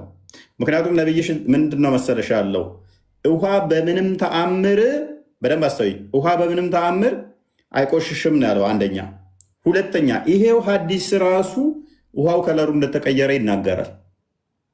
ውሃው አንዴ እንትን አርግልኝ፣ ዙሜን አርግልኝ። ሂ ሪፕላይድ ሶሪ አይ ሰው the color of the water is in this well had changed። የውሃው ከለር ተቀይሯል። ውሃው የተቀየረ ከለሩን ነቢዩ ምንድን ያለው? ይቻላል ውዱ አድርጉበት ነው ያለው። ስለዚህ እኛ እነዚህ ልዬ ምርጧ እኛ ዘመናዊ አሁን ያነበብከው መልሰው ይኸው ልመለስልሽ። ፋይል አማርኛም እዚህ ጋር ሊከፈትልሽ ስለሆነ ነው። ያው ፊት ለፊት ይኸው አይታየም። እንትን አድርገው የመጨረሻውን ላይን አንብቢው። የመጨረሻውን ላይን አሳያት። I saw the color of the water in this well had changed።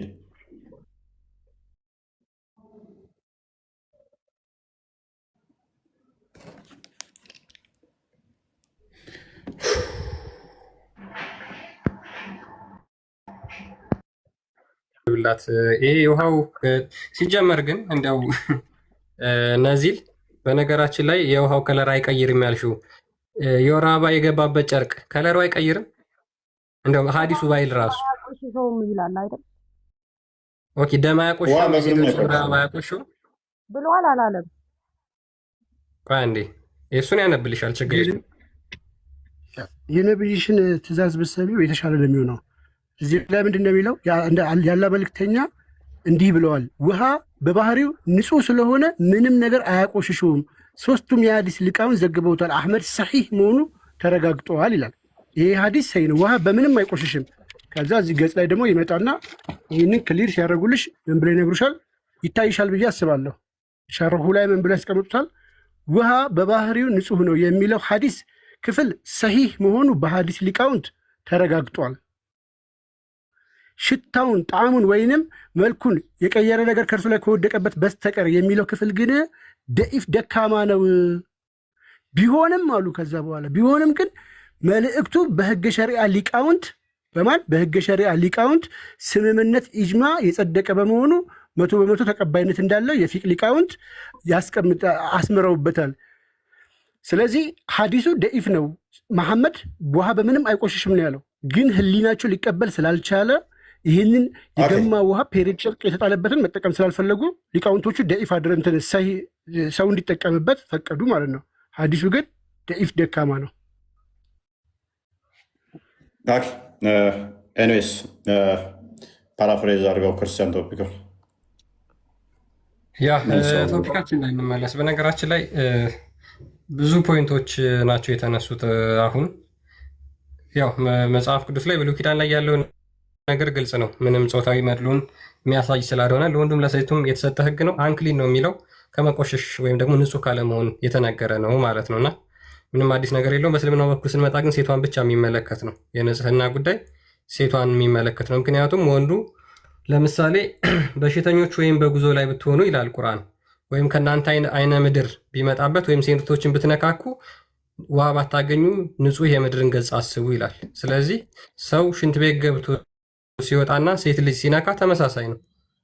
ምንድነው? ውሃ ባያገኝ በአፈር መጠራረግ አለበት። ይህንን እንግዲህ ናዚል ራስሽ ታይዋለች። ግን ወደ ቶፒካችን እንመለስና ነዚል መላእክቶች ይረግሙሻል አንቺን። ነዚል ይወያለሁ። መላእክቶች ይረግሙሻል አንቺን። ለምን ብሎ ባልሽ ለግንኙነት ጠርቶሽ ተረንዛለ እዚህ ላይ እንዲህ ለምንድን ነው በእንግሊዝኛ የምከፍቱት? ችግር የለውም። አረብኛው የሚከፈትልሻል። እንግሊዝኛም ከፈለሽ ካልፈለግሽም አማርኛ። አማርኛ አድርግ።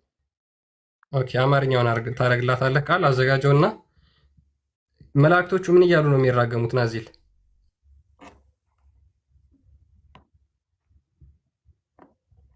አለ አልከኝ አይደል? ታዲያ አምጣ። ለምን እኔ መልሰህ ትጠይቀኛለህ? ኦኬ፣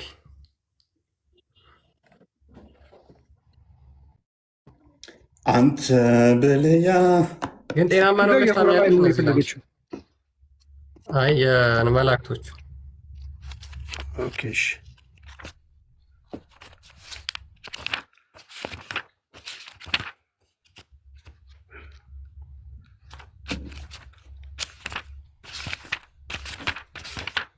እስከዛ ክርስቲያን አብረን አውጣው። ዩቱብ ቼክ አድርግ እስኪ። ዩቱብ ላይ አሉ ሰዎቹ ነው የሉም? ክርስቲያን ዩቲዩብ ላይ ዛሬ እያየኋቸው ነበር። ትንሽ ቀዝ ብሏል መሰለኝ። ምን ሆነው አላችሁ ወይ? አላችሁ ወይ? ትልቁ ላይ አድርገኝና ሰላም ብላችሁ አንዴ። ዩቱብ ላይ ምን ሆነው ነው የቀዘቀዙት? ምን ተፈጥሮ ነው? አልተጠራሩም ዛሬ ይመስለኛል። ጎረቤት አልጠሩም። ምንድን ነው የቀዘቀዛችሁት? ደበራቸው። እዚህ ላይ የምታወሩት ወሬ ማይሆን ነገር እያወራችሁ ደግሞ ሰው እንዲያያችሁ ፈልጋችሁ ነው እንዴ? እሺ አንዴ ታዳምጪያለሽ። አኪ 550 ሰዎች አሉ። ጥሩ ነው። እናንተ ቲክቶከሮቻችሁ ያላቸውን ያህል ሰው እኮ ዩቱብ ላይ ያለን። አይዞሽ። መልካም መልካም መልካም መልካም። እሺ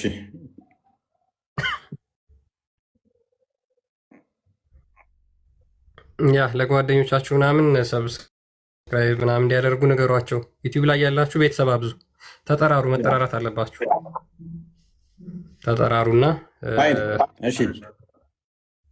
ሐናን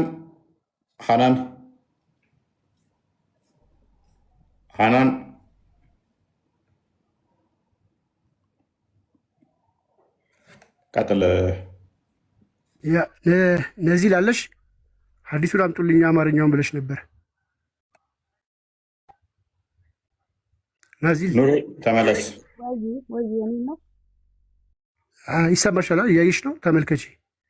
አቡ ሁሬራ እንዳስተላለፉት የአላህ መልእክተኛ እንዲህ ብለዋል። ወንድ ልጅ ባለቤቱን ወደ አልጋ በጋበዛት ጊዜ ለመምጣት ካልፈቀደችና ተቆጥቶ ካደረ እስኪነጋ ድረስ መላእኮች ይረግሟታል። 4 ነጥብ።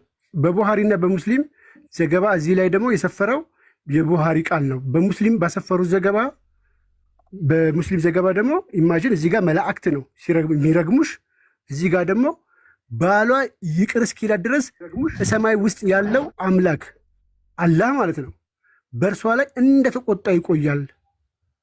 አላህ ይቆጣብሻል፣ መላእክቶች ይረግሙሻል። ባልሽ ይቅር እስካላለሽ ድረስ አላህ ይቅር አይልሽም እያለ ነው። እና ነዚል ቅድም ምን ብለሽናል መሰለሽ? ለባልሽ 4 ድረስ እንደተፈቀደለት ገንዘብ ካለው ይችላል ብለሽናል አይደለ?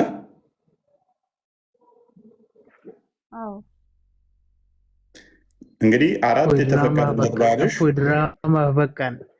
በቃን ድራማ በቃን። ኦኬ እሺ ፋይል ናና ቆይ ተው፣ ሚዩት አታርጉት። ለምን አስወጣችሁት?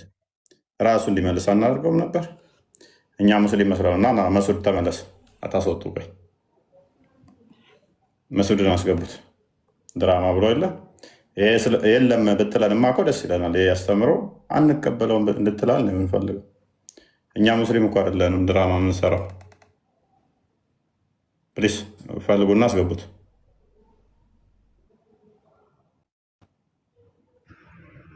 ክርስቲያኖች ለመመለኩት ግን ፈልጉና አስገቡልኝ።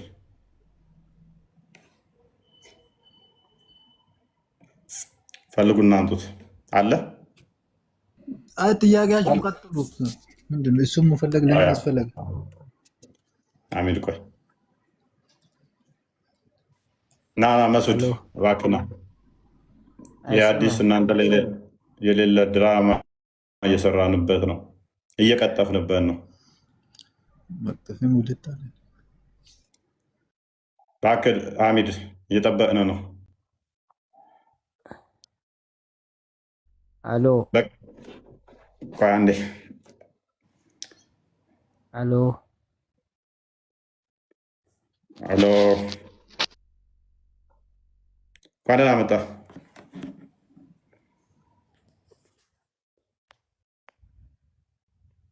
እንኳን ደህና መጣህ።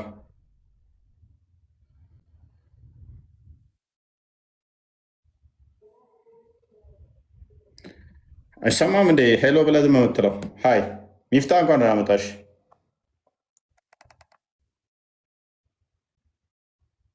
ሚፍታ አሎ፣ አይሰማም?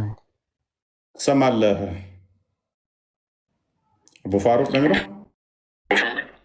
እንኳን ደህና መጣህ። እኔ እሺ፣ ደግ ያው ቅድም የጀመርኩኝ እያዳመኩ ነበር። ያው እንደው ፎይ ሀይቀትን እዚህ ያላችሁ ሙስሊሞች ምንም ያለ እውቀት እንደምትወያይ ዝም ብለህ ተራ ነገር እያነሳ የእናንተን የራሳችሁን ችግር ስለ እስልምና የሴቶች ውርደት አነሳችሁ፣ የክርስትናውን ደግሞ እንደማይታወቅ ማለት ነው። ውርደት መሆኑንም እንታወቀ ጥሩ ነው። ውርደት ውስጥ ታዲያ እስልምና ውርደት ውስጥ ለምን ትቀመጣለህ? እስኪ መጀመሪያ ስለ አንተ እናወራና ማለት ነው። ስለ እስልምና የፈለግከውን ጠይቅ። እኔ አውቃለሁ እውቀት ምንም እንደሌለህ ማለት ነው። ወሬ ብቻ የማያውቁትን እየዶልክ ሙስሊሞችን ዝም ብለህ እንትን እንደምትል እዚሁ በጥያቄ ለራሱ ያስታውቃል። ቀጥል፣ የፈለግከውን ጠይቅ። አንደኛው በክርስትና መጀመሪያ ጥቅስ ጥቀስና ጠይቅ። በክርስትና ኧረ በደንብ አድርጌ እየጠቀስኩ ጠይቃለሁ። ሴቶች ጋለሞታ የሆነ ሴት መንግስተ ሰማያት እንደማወርስ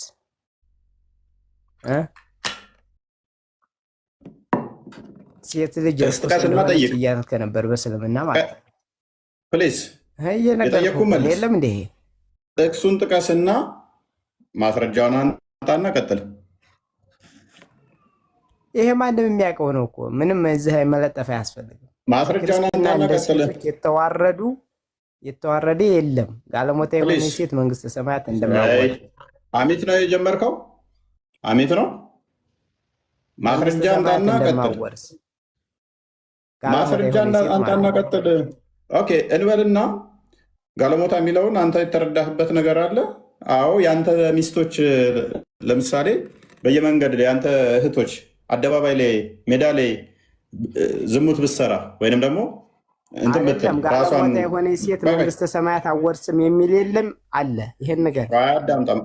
ማስረጃውን አንጣ አልኩ። ቅድሚያ አለም የለም ማስረጃውን አንጣ። ማስረጃውን አንጣ አልኩ። አይደለም መንግስተ ሰማያት አወርስም የሚል አለ የለም። ልሰጥህ እኮ እናንተ ጋለሞታ ማለት ምን ማለት ነው? ፋይን ጋለሞታ ማለት ምን ማለት ነው?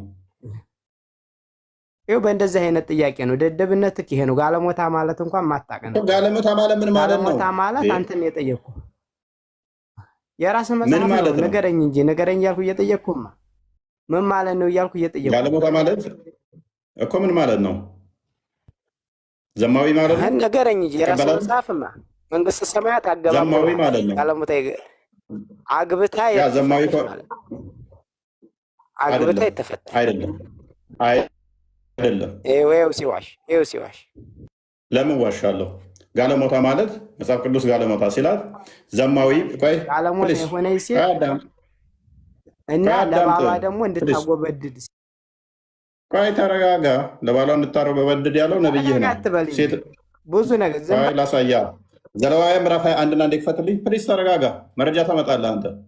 ዘሌዋውያን ምዕራፍ 21 ቁጥር 7 አንዴ ክፈትልኝ። ስለ ሴቶች ስለ እናንተ እናነሳለን። መጀመሪያ ተረጋጋ። ቆይ አዳምጥ። ታታርገኛ ለምሳሌ ቆይ እኮ እንደ ነብይ ሴሰኛ፣ ቅንዝረኛ እነርሱ የስጋን ፍላጎት የሚያደርጉ በአዲስ ኪዳንም እንደ ሙሐመድ ሴሰኞች፣ ቅንዝረኞች የሆኑ ገላትያ ምዕራፍ 5 ቁጥር 19 ላይ እንደሚናገረው የእግዚአብሔር መንግስት አይወርሱም።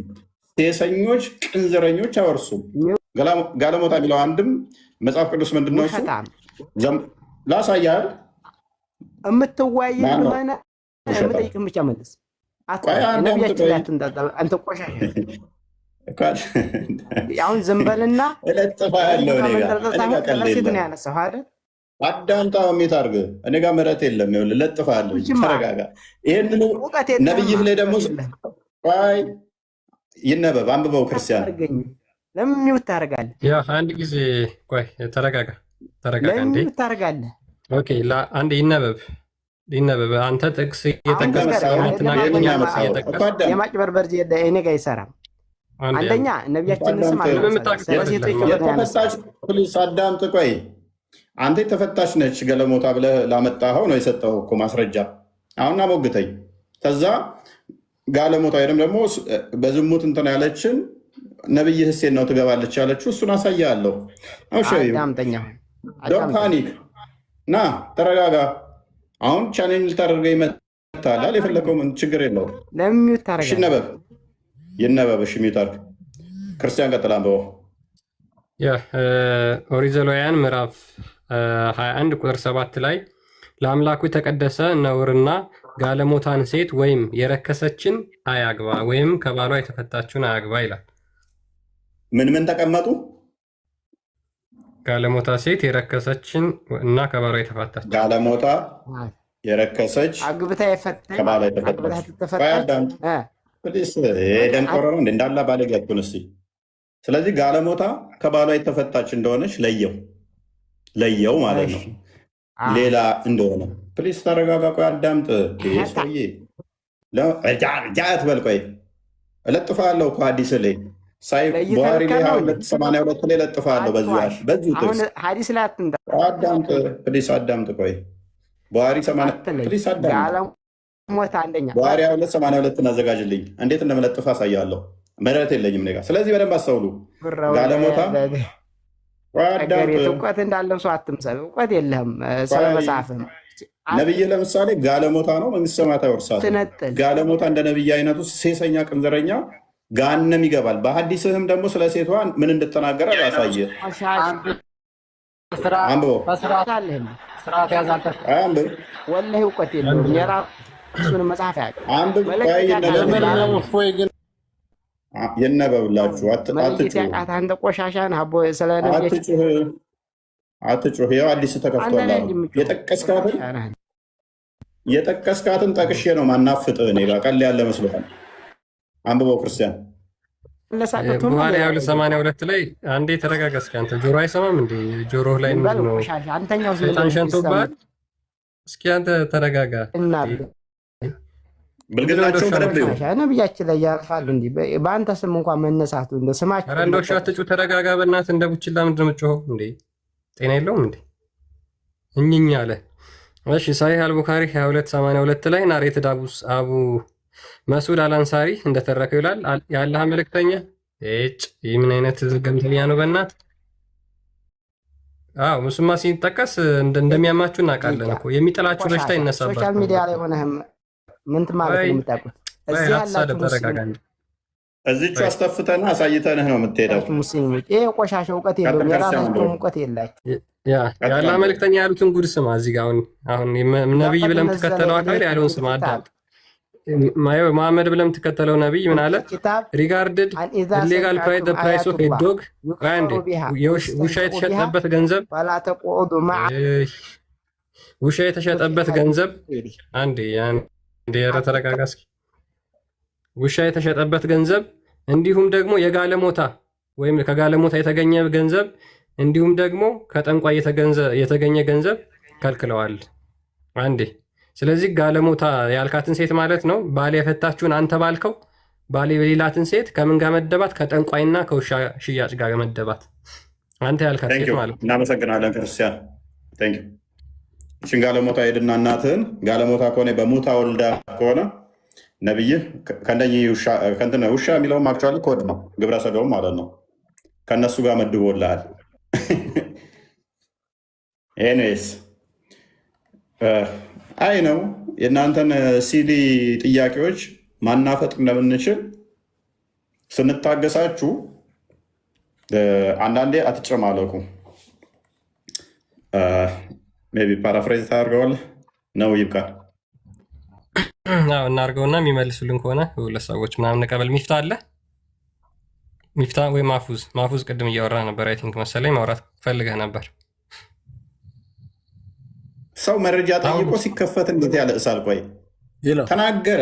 መረጃ ማምጣት አልቻለም። እኔ መረጃ አንጥቼ እየለጠፍኩት ማዳመጥ አይችልም። ከስር ያላችሁ ሙስሊሞች በደንብ አስተውሉ።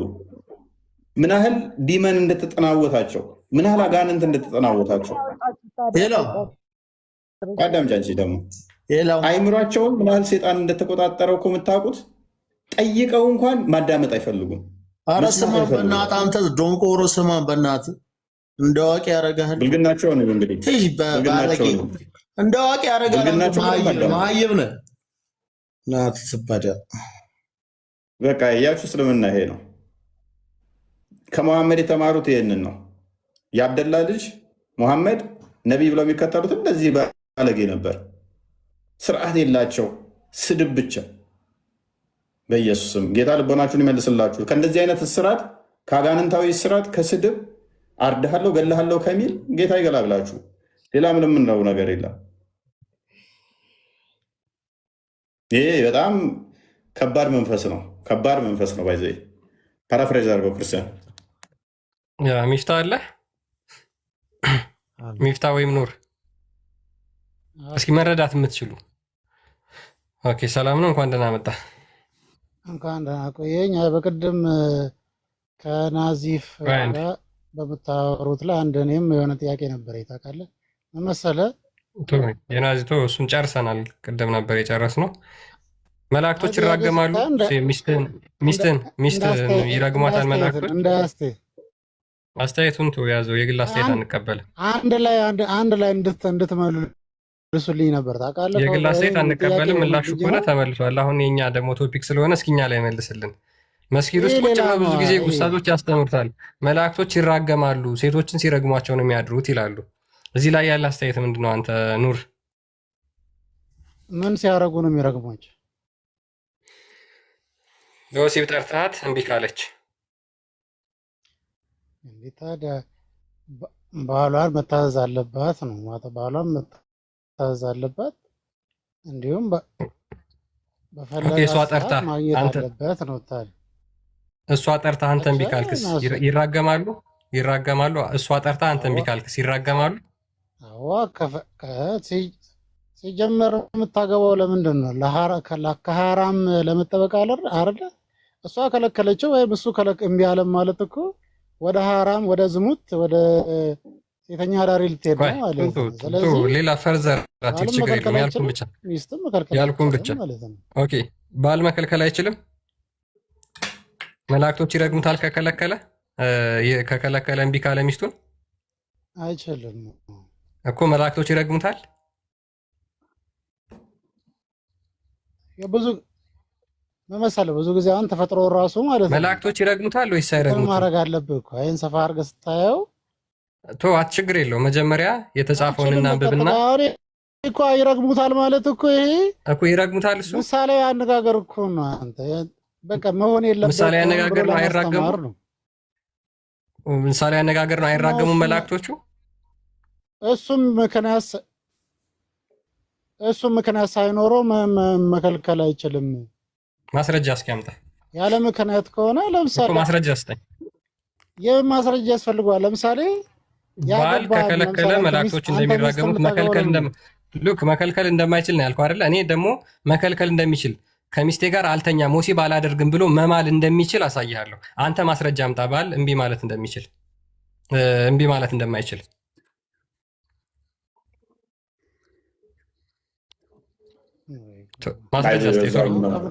ጠይቀው ፈልገው ምሳሌያዊ ንግግር ነው ስላለ አንድ ነው ያለው። ምሳሌው ምንድን ነው? ትርጉሙን ይንገረና የምሳሌውን ምሳሌያዊ ነው ተተባለ እኮ ይተረጎማል። የምሳሌው ትርጉም ምንድን ነው? መከልከል በቃ ከሐራም መጠበቅ ነው። አሁን ለምሳሌ ከታች ወረድ ብለህ እኮ ሐዲሱም ለምንድን ነው ማስተማር የፈለገው ምንድን ነው ብለህ የሚለው ራሱ እኮ ብትጫነው ይነግራል። ምንም እንትን አያስፈልገውም እኮ ሲወረድ በልና ከሐዲሱ የምንማረው ነገር የሚለውን ክፈተው። በቃ ምንም መልሱን እኮ እሱ ይመልስልሃል። ምንም እንትን የለውም። ወይ ከፈለክ ቻት ጂፒቲን ሂድ እናንተ ጠይቀው። ሼክ ቻት ጂፒቲ ነው ያልከው አንተ ጠይቀው። ሂድና ጎግል እንጠይቀው አንተ። ኦኬ ኢብራሂም ነው ኢብራሂም። ኧረ ማንም ጥያቄ በዛውም አንድ ላይ ያያይዙልኝ። ኢብራሂም ነኝ። ሂድና ቻት ጂፒቲን ጠይቀው። ቻት ጂፒቲን ስላልክ ኢብራ ነው አዳምጥ። እሺ እንኳን ደህና መጣ። እንኳን ደህና መጣችሁ። መልካም። ባል ሚስቱን ወደ መኝታ ጠርቷት ሚስት እምቢ ብትል ወይንም ደግሞ ብታስቀይመው ሁር ላይኖች እስኪነጋ ይረግሟታል አይረግሟትም? ሁሩ ላይኖች ሁሩ ላይን ምንድን ነው? መጀመሪያ ለአንተ ለወሲብ የተዘጋጁልህ በገነት ያሉ እሱ ለወሲብ የሚለውን ተወውና ሁሪ ላይን ማለት ሴቶች ማለት ነው። በጀነት ውስጥ ያሉ ሴቶች ማለት ነው እንጂ ለእኔ ለወሲብ የተቀመጡልኝ አይደሉም። ምን ሊሰሩ ነው? ገነት ውስጥ የተፈጠሩ ሴቶች ከሆኑ ለምን ወንዶች አልሆኑም? ጀነት ውስጥ ለሚገቡ ወንዶች። አንተ ጀነት አገባም ማለት ነው? እኔ ጀነት ስለምገባ ለእኔ ተዘጋጅታ የተቀመጠችልኝ ፈጣሪ ለእኔ ያትበል ለምን አልከኝ? ለወሲብ ለአንተ የተዘጋጁ ስልህ እንደዛ አትበል ለምን አልከኝ? ካደ ጀነት ልገባ ላልገባ በእኔ ፍቃድ አይደለም፣ በአላህ እጅ ነው። እገባለሁኝ አሁን ለእኔ የተዘጋጁ ነቻው አልከኝ እኮ መለሰ። ተገባሁ ነው ያልኩህ። ተገባሁ ጀነት ተገባሁ፣ በአላህ ጀነት ተገባሁ። ለእኔ የተዘጋጀ ቴንኪው። ስለዚህ ጀነት ልገባ እንደምችል እንኳን እርግጠኛ አይደለም። እርግጠኛ ባልሆንክበት ሃይማኖት ነው። ከገባሁኝ ግን ወሲብ ማደርጋቸው እዛ የተዘጋጁ አሉ ብለህ ብንጠብቅ የምቋምጠው አለ አይደለም? ለምን የሆነ ሆቴል ሄደህ ሴቶች እዛ አገባም ካደ? ምክንያቱም ሙታ ይፈቀዳል። በእናንተ ፎጣ ነገር ሰጥተው ሰሃቦቹ ወሲብ ያደርጉ ነበር መንገድ ላይ የሚያገኟቸው። ጀነት ከዚህ ምን ይለያል ካዳ? ጀነት ከዚህ የሚለይበት ምክንያት ለምሳሌ ሶላት አሁን ስንሰግድ ተቀብሎኛል አልተቀበለኝም የማውቀው ነገር አለ እንዴ? የሚቀበል ተቀበለኝም ፈጣሪ ነው የተቀበለኝ፣ ታልተቀበለኝም አልተቀበለኝም ማለት ነው። ጀነትም ደግሞ እንደዛው ነው። የማገኘው በአላህ እጅ ነው፣ የማጣውን በአላህ እጅ ነው። እንደገና ደግሞ እንደ ካፊሮች ወይም እንደናንተ ጀሃነም ገብቼ አልቀርም። እንደ ምህረቴ ገነት ገብተህ ምንድን ነበር የምታደርገው? ወደ ጀነት ይመልሰኛል ማለት ነው። ጀነት ገብተህ ከዛ ምንድን ነው የምታደርገው? ጀሃነም ገብቼ የጀሃነብን ቅጣት ቀምሼ ምን ያክል ጥፋቴን እንዲያጠፋሁ ተቀጥቼ ጥፋቴን ተቀጥቼ ወደ ጀነት እመለሳለሁ። ካፊር ግን አይመለስም ወደ ጀነት። ጀሃነም ውስጥ ተቃጥለህ ከዛ ተመልሰህ ገነት ገብተህ ሁር ላይ ነው ያቺ ሴቷ ፋይን። ያቺ ሴቷ አሁን አንተ የምትገናኛት ተፈጥራለች ወይንስ ገና ወደፊት ነው የምትፈጠርልህ? ፈጣሪ ነው የሚያውቀው። ሀዲሱ ግን እኮ ሁር ላይኖች እንዳሉ ነገር ነው የሚናገረው። ለእኔ የተፈጠረችው ሀዲያ ለእኔ የምትሰጠኝ ደግሞ እሱ ነው የሚያውቀው። አደራጅቶታል አላደራጃት ይዞልኛል። ምናልባት ጀሃነም ውስጥ በምንገባ ሰዓት ብልት እስከተቃጠለ እንዴት ነው መላው? ሌላ ውስጥ ለምን ትገባለህ አንተ ግማፍ? ለምንድን ነው የምትሰድበኝ? ጀሃነም ውስጥ በነበርክ ሰዓት ቢፈነዳስ ማለት እሱ ፓርት ላይ። ምክንያቱም ገነት ስገባ ትልቅ አገልግሎት የሚሰጠው እሱ ስለሆነ እሱ እንዳይቃጠል በምንድን ነው የምትከላከለው? የቅጣቴን ብቻ ልቀጣ ጀሃነም ልገባ እችላለሁ። ከዛም በኋላ ወደ ጀነት ስመለስ ደግሞ ኖርማል ሁኜ እንደምመለስ 100% እርግጠኛ ነኝ እኮ። ያንኛው ተነደደስ እንደገና እንደ አዲስ ነው የሚሰራልህ? አዎ እንደ አዲስ ይሰራልኛል። እናቴ ሆድ ስወጥ እናቴ ሆድ ውስጥ ስሰራ በንፍጥ እንደተሰራሁኝ ከእናቴ ስወጣ ደግሞ ይኸው ስጋ ይዤ እንደወጣሁኝ ጀሃነም ገብቼም ደግሞ ተቃጥዬ ከጀሃነም ያለው ነገር አርጉታ ዝም ብሎ ምን ሰው አድርጎ ይፈጥረኛል ማለት ነው። ምርጥ ሰው አድርጎ ማለት ነው። የጀነት ወንጀል ከዛ በኋላ እንደ ሮጠህ ተንደርድረህ ሄደህ ነው ሁር ላይኖች ላይ የሚሰፍረው። አላህ በፈቀደልኝ። ሚስትህስ እዚህ የነበረችው እሷም እንደኔው ጀነት ተገባች። አሁን አገኛታለሁ። የጀነት ሚስቶች ለጀነት ወንዶች ናቸው ይላል። የጀነት ሚስቶች እነኛ አጥንት ናቸው አይደለ? ምክንያቱ ትራንስፓረንት ናቸው፣ መቅኔያቸው ሁሉ ይታያል ይላል። ሁር ላይኖችና ያላንተ ነው ወይም ለሳይንስ ነው። እኔማ አልፈልጋቸው። ሀዲስህ እኮ ነው የሚለው የሁር ላይኖች ሴቶች ሀዲስ እንደዛ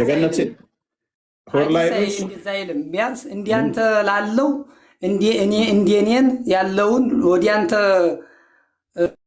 ትምህርት ታስገባና ሀዲስ እኮ ነው የሚለው ለማዋረድ ማለት ነው። እውቀት የሌላቸውን ታስገባለህ። በዚህ ይሄ ዶኢፍ ነው ሀዲሱ ማለት ነው። ይሄ አንተ የምታነበው በሙሉ ዶኢፍ ነው። ለምን ቁርአን ስታነብልኝ ለእኔ እንዲገባኝ ማለት ነው። ምሁሮች ጋር ግን አትቀላቀል። ወንዲ ተሆንክ እነሱ ጋር ማለት ነው። ለምን ደካሞችን ስለምታገኝ የደካሞች ኢብራ የሁር ላይን ሴትን ነው የምፈልገው አንተ? የምድራዊቷን ሴት ነው የምፈልገው? አሁን ገነት ስገባ አላህ የሰጠኝ ነው የምቀበለው እኔ። የትኛዋ ነሽ ግን ምርጧ? ሁለቱም እንዲያውም ምርጥ ታልከኝ እዚች አዱኒያ ላይ ያለ ሴቱ ትበልጣታለች ጀነት። ስለዚህ የምድሯ ሴት መበልጥ ተሆነ ከጀነቷ። ስለዚህ የጀነቱ ምንድን ነው የሚያጓጓኝ? እዚህ ምድራዊ ችኮች በቃ በእናንተ 4 ይፈቀድላል፣ ባሪዎቹ መደረብ ትችላለህ። ምን ይሰራላል ታዲያ? ገነቱ የተሻለ ነገር እኮ የለም በቃ። ምክንያቱም ገነትን የተሻለ ነገር ነው እንጂ የምጠብቀው የምድራዊቷን ማያክሉ ከሆነ ከምድራዊቷ የሚያነሱ ከሆኑ ምድራዊቷ ላይ 4 ከተፈቀደልኝ ባሪዎች ከተፈቀደልኝ ለምንድን ነው ገነት የምትመኘው? አልፈልግም። ሆረላይንም ሆነች በአዱኒያም ያለችውን ሴት እኔ መጀመሪያ አልፈልግም። እኔ የምፈልገው መጀመሪያ ጀነት መግባት ብቻ ነው። ጀነት ጀነት ውስጥ መግባት የምፈልገው ምን ለማግኘት ነው? ምንድን ነው የምታገኘው ጀነት ስገባ? ይቺ አዱኒያ እሳት እንዲያትፈጀኝ እንደለፋሁት ሁላ እሷማ አይቀርልህም። እሷማ ትቃጥለሃት ነው የምገባው። ወየት ወደ ጀነትም ከገባህ እኮ ጀሃነም ቅድሚያ ተቃጥለህ ነው አይደል? አይደለም። ያንንም አትሰበው። ያው አንዴ ቀለል ያለ ነገር ስነግር በዛው ላይ ዝም ብለህ አትደርብ። ጀሃነም እንዲያልገባ ጥረት አደርጋለሁኝ። እንደ ፈጣሪ ፍቃድ ሆኖ ደግሞ ያጠፋሁት ጥፋት ካለ በዛይ በጥፋቴ ለመቀጣት ቀጥታ ጀሃነም ገብቼ የቅጣቴን ነው የምቀጣው። ለምሳሌ ሰርቄ ከሆነ የዛችን የገንዘብ ልክ እቀጣለሁኝ።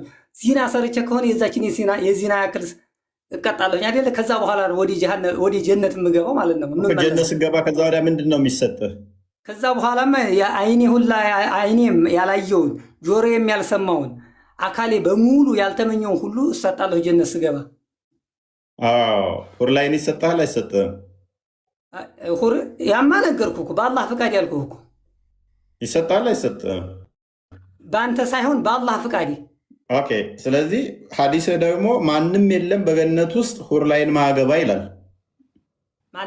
ሁር ላይን ማያገባ ማይሰጠው ማንም የለም ብሏል። ሁሉም ሁር ላይን ይሰጠዋል ብሏል። አኪድ ትክክለኛ ነው፣ በአላህ ፍቃድ። መልካም። ስለዚህ ሁር ላይን እንደሚሰጥ ሰምተሃል፣ በጆሮም ሰምተሃል፣ አውቀሃል፣ በልብህም አስበኸዋል። እቺ ሁር ላይን ደግሞ ከምድር ሴት ደግሞ ያነሰች ነች። ከምድር ሴት ያነሰችን ለማግባት ምንድን ነው የሆነ የምቋምጥበት መንገድ እኮ አይኖርም። ከምድር ያነሰች ሴት ስለሆነች የምድሯ ሴት እኮ ትሻላለች። ታንሳለች ሳይሆን አይመጣጠኑ ነው። አይመጣጠኑ እኮ ታንሳለች ብለሃል። በምድር ላይ ፈጣሪዋን ታዛ ፈጣሪዋን አክብራ በጣም ለፍታ የነበረች ስለነበረች በጣም ታዛዥ ስለነበረች ትበልጣታለች። ያችኛው ታዛዥ አይደለችም እያልከኝ ነው? አመፀኛ ያችኛው እያልከኝ ነው? ያችኛቱንማ እዛው ፈጠራት። በቃ የትም አትሄድም፣ የትም አትነቃነቅም። አመፀኛ ነች ማለት ነው። ሌሊት መላይኮች ባሏ ሚስት ባሏን ካስከፋች የምትራገመው አላህ አዟት ነው ሳያዛት ነው? እሷ ሚስት እኮ አይደለች የምትራገሙ። ሁር ላይ ነው። ሁር ላይ አትራገምም። ምን አግብቷት? ላሳይህ። ሁር ላይ ናት የምትራገመው እኮ ላሳይህ እኮ እኔ እንዲታሳየኝ መሽ ይገባኝና ብታሳየኝም አይገባኝም። ለምን እኔ እንዲያንተ ደንቆሮ ነኝ፣ እውቀቱም የለኝም።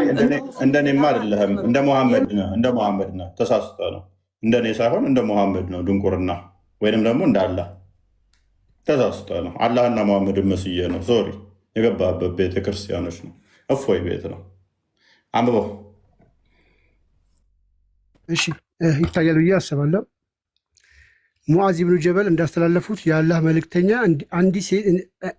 አንዲት ሴት በዚህች ዓለም ላይ ባሏን አታሰቃይም፣ ከሁረል አይኑን የሆነች ሚስቱን አታሰቃዩ፣ አላህ ይግደልሽና እርሱ ከአንቺ ዘንድ ለተወሰነ ጊዜ ብቻ የሚቆይ እንግዳ ነው፣ ከአንቺ ተለይቶ ወደ እኛ ሊመጣ ተቃርበዋል ብላ እያለች ብትሆን እንጂ ብለዋል።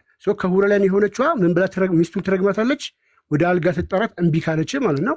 አላህ ይግደልሽ፣ አላህ ያጥፋሽ፣ አላህ ይግደልሽ፣ እሱ ወደ እኛ ይመጣል እያለች ትራገማለች። ይብራህ ቀጥላው።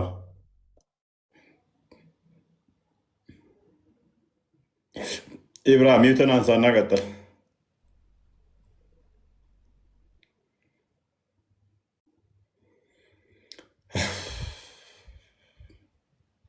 እናንተ ሰዎች ይብቃን። ክቡራንና ክቡራት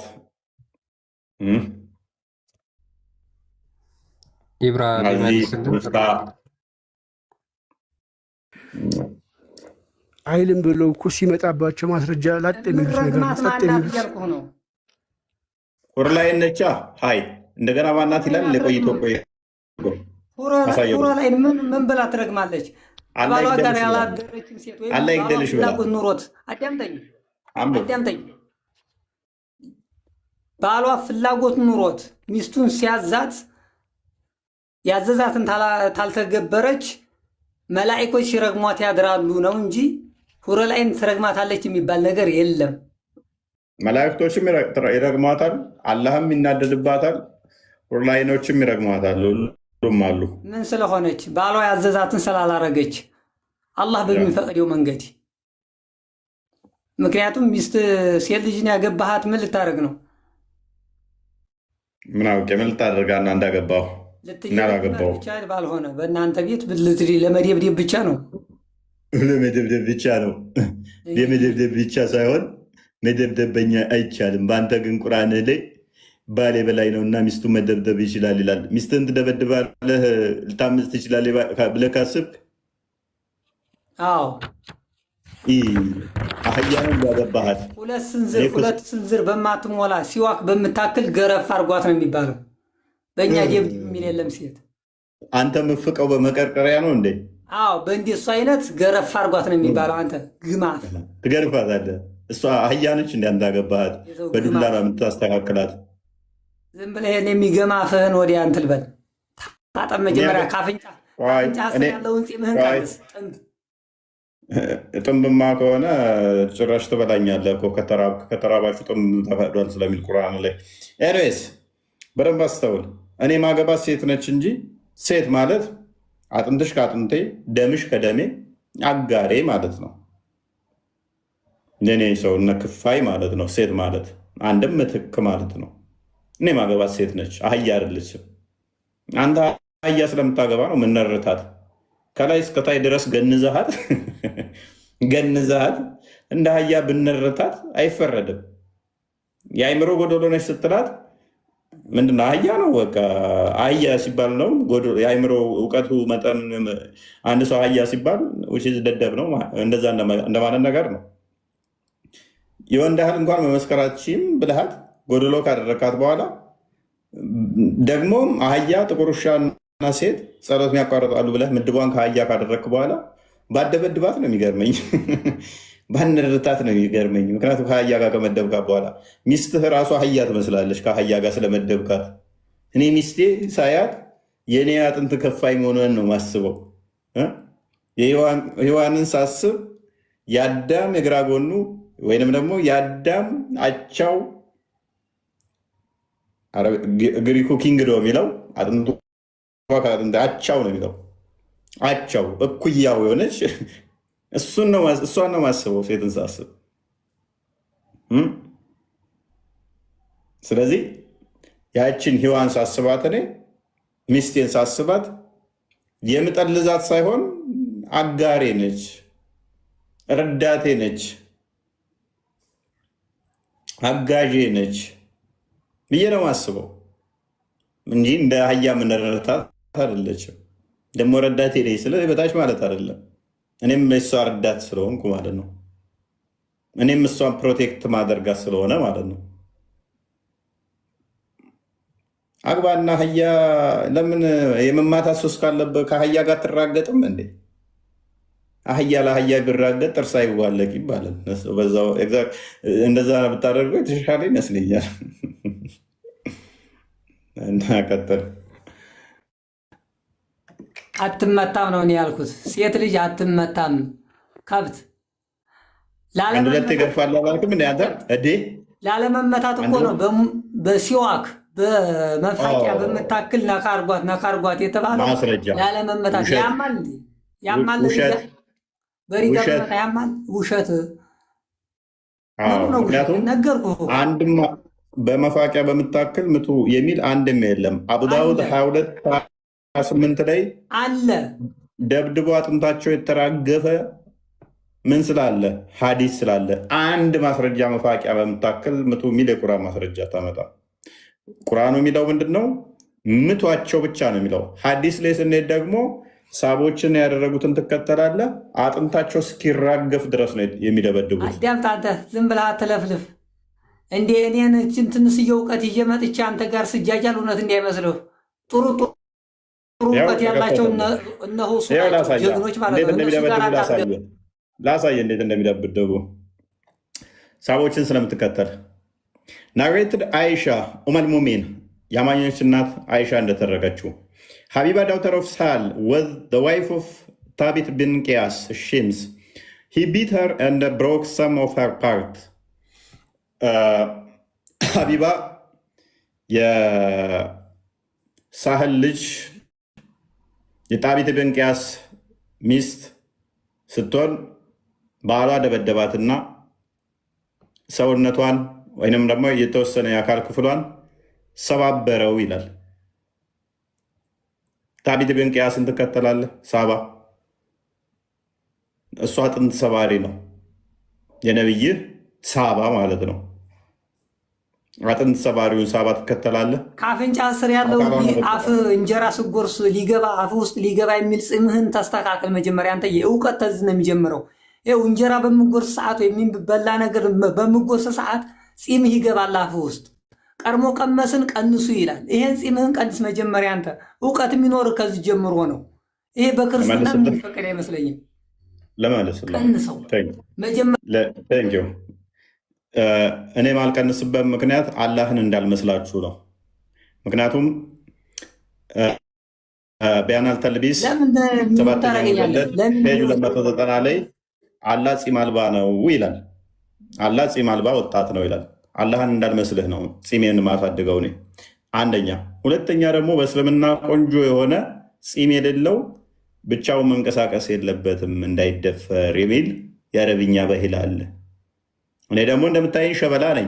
ሸበላው እፎይ ሸበላው ቆንጆ ፂም ካሌለህ ሙስሊሞች ወንዶች ደግሞ ቢወሰው ለአጫቸው የሚያዝረበርቡስ። ስለዚህ እኔ ሸበላው እንደምታውቀው ሲከበን የተቀመጥማ እንዲያት ሆነ ሸበላው። አንደኛው ይሄ ነው። ሁለተኛ ደግሞ የነብዬን ሱና እየተከተልኩ ነው። ያኔ ነብዬን ነው የምመስለው። ቆይ ተረጋጋ፣ ችግር የለውም እሱ። ይሄንኛው ላይ ይህን ያሳደግንበት ምክንያት እንደዛ ነው። ሌላው ግን ሳቦች ከዚህ ከፂማቸው ላይ ቅማል ይንጠባጠብ ነበረ። ማሰሮ ጥደው ቅማል ይንጠባጠብ ነበረ። እኔ እውነት ነው የምልህ፣ አይዞህ ቀና በል። አንዲትም ቅማል ከፂሜ ላይ አትንጠባጠብም።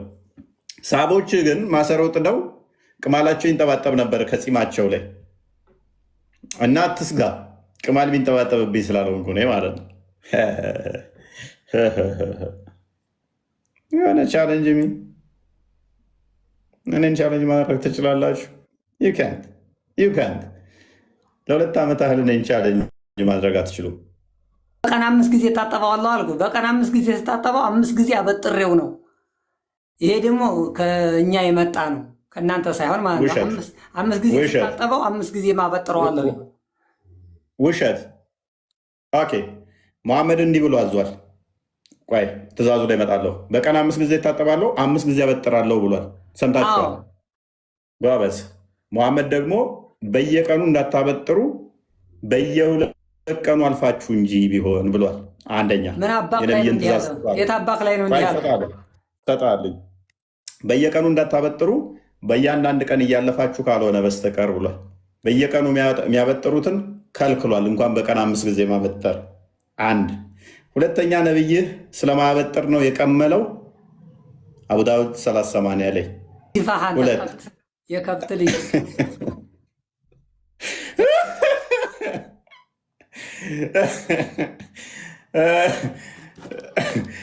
የምሬን ነው። በጣም ያሳከኝ። አሁን ሚውት አታርገኝ። ለምን ሚውት ታረገኛለህ? ሚውት ለምን ታረገኛለህ? አዳምጠኝ የምልህን እኔ የምሰርብህ አንተ የእኔ ቢጤ ስለሆንክ ብቻ ነው።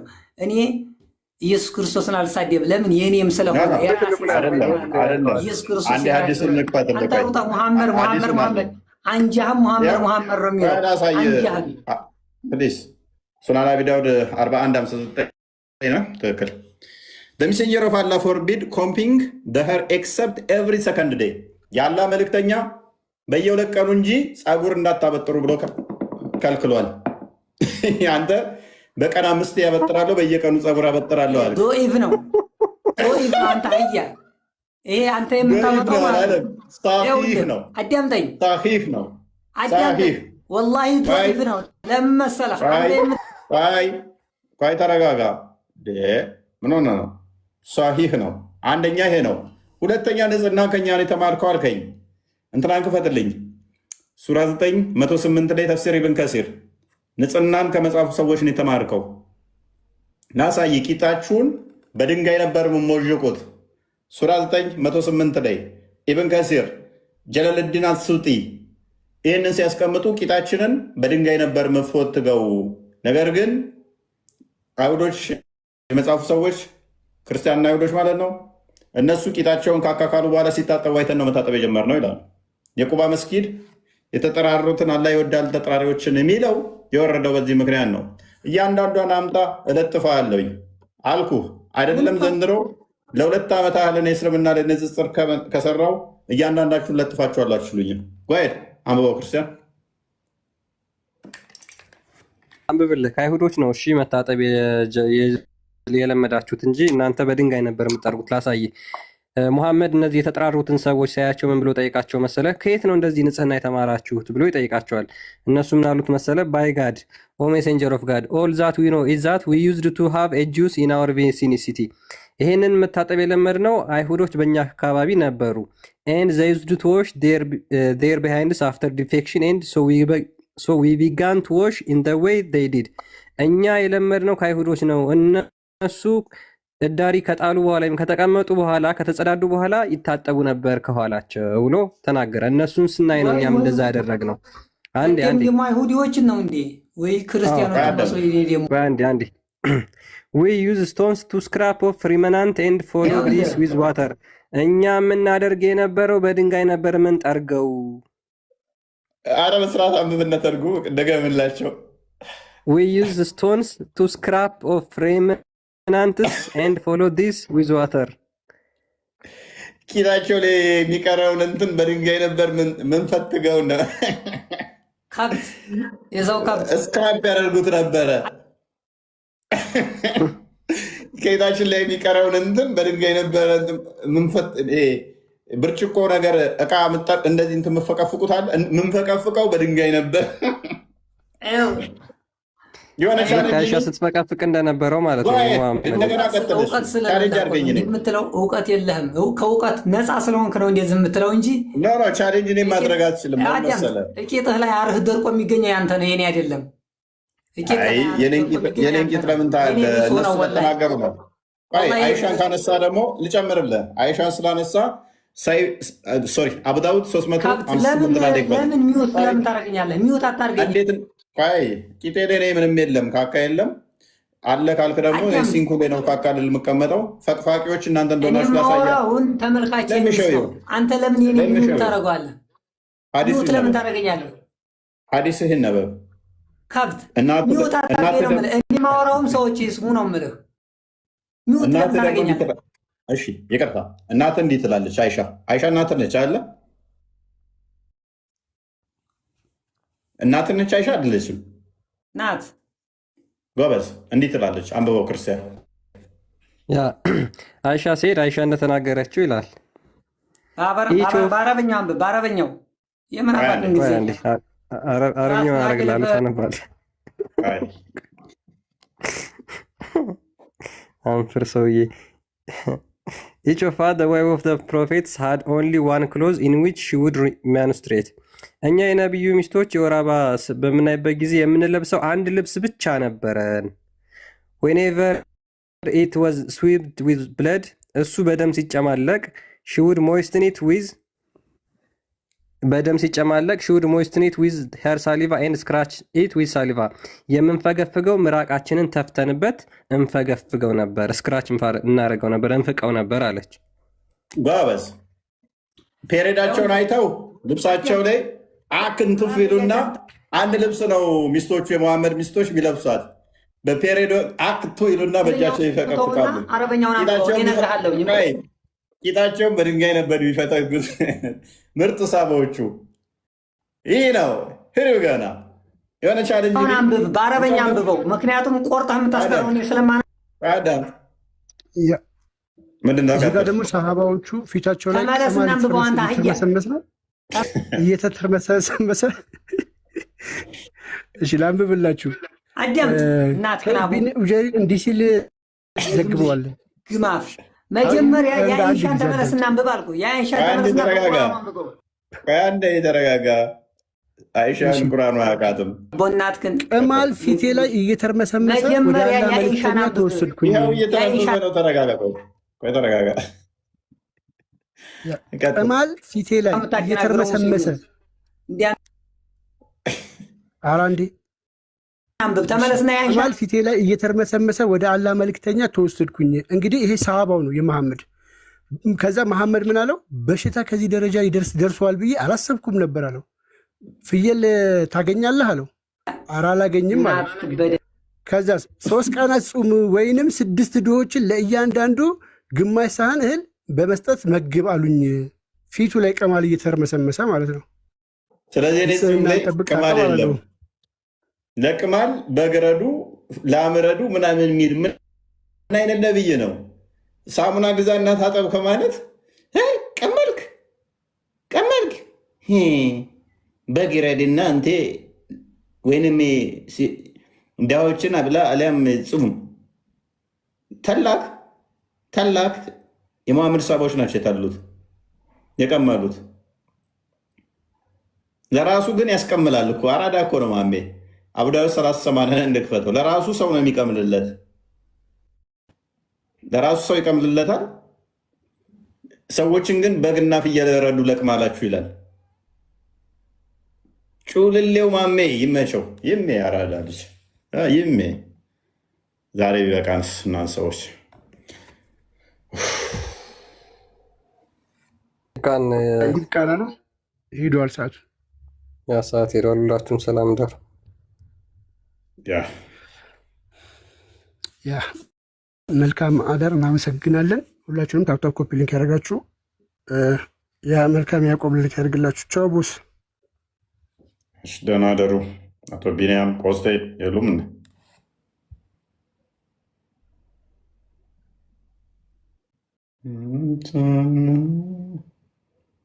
እነዚህ ሰዎች የሉም እንዴ?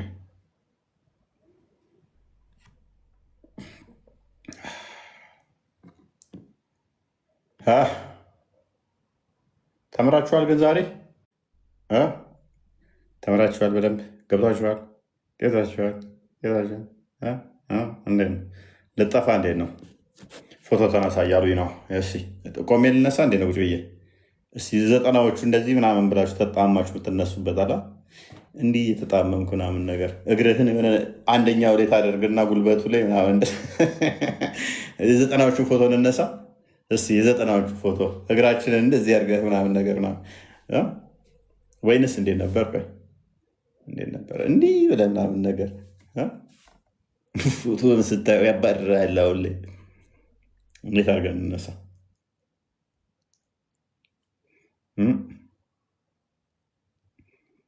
በደንብ ገብቷችኋል ዛሬ ተጠቅማ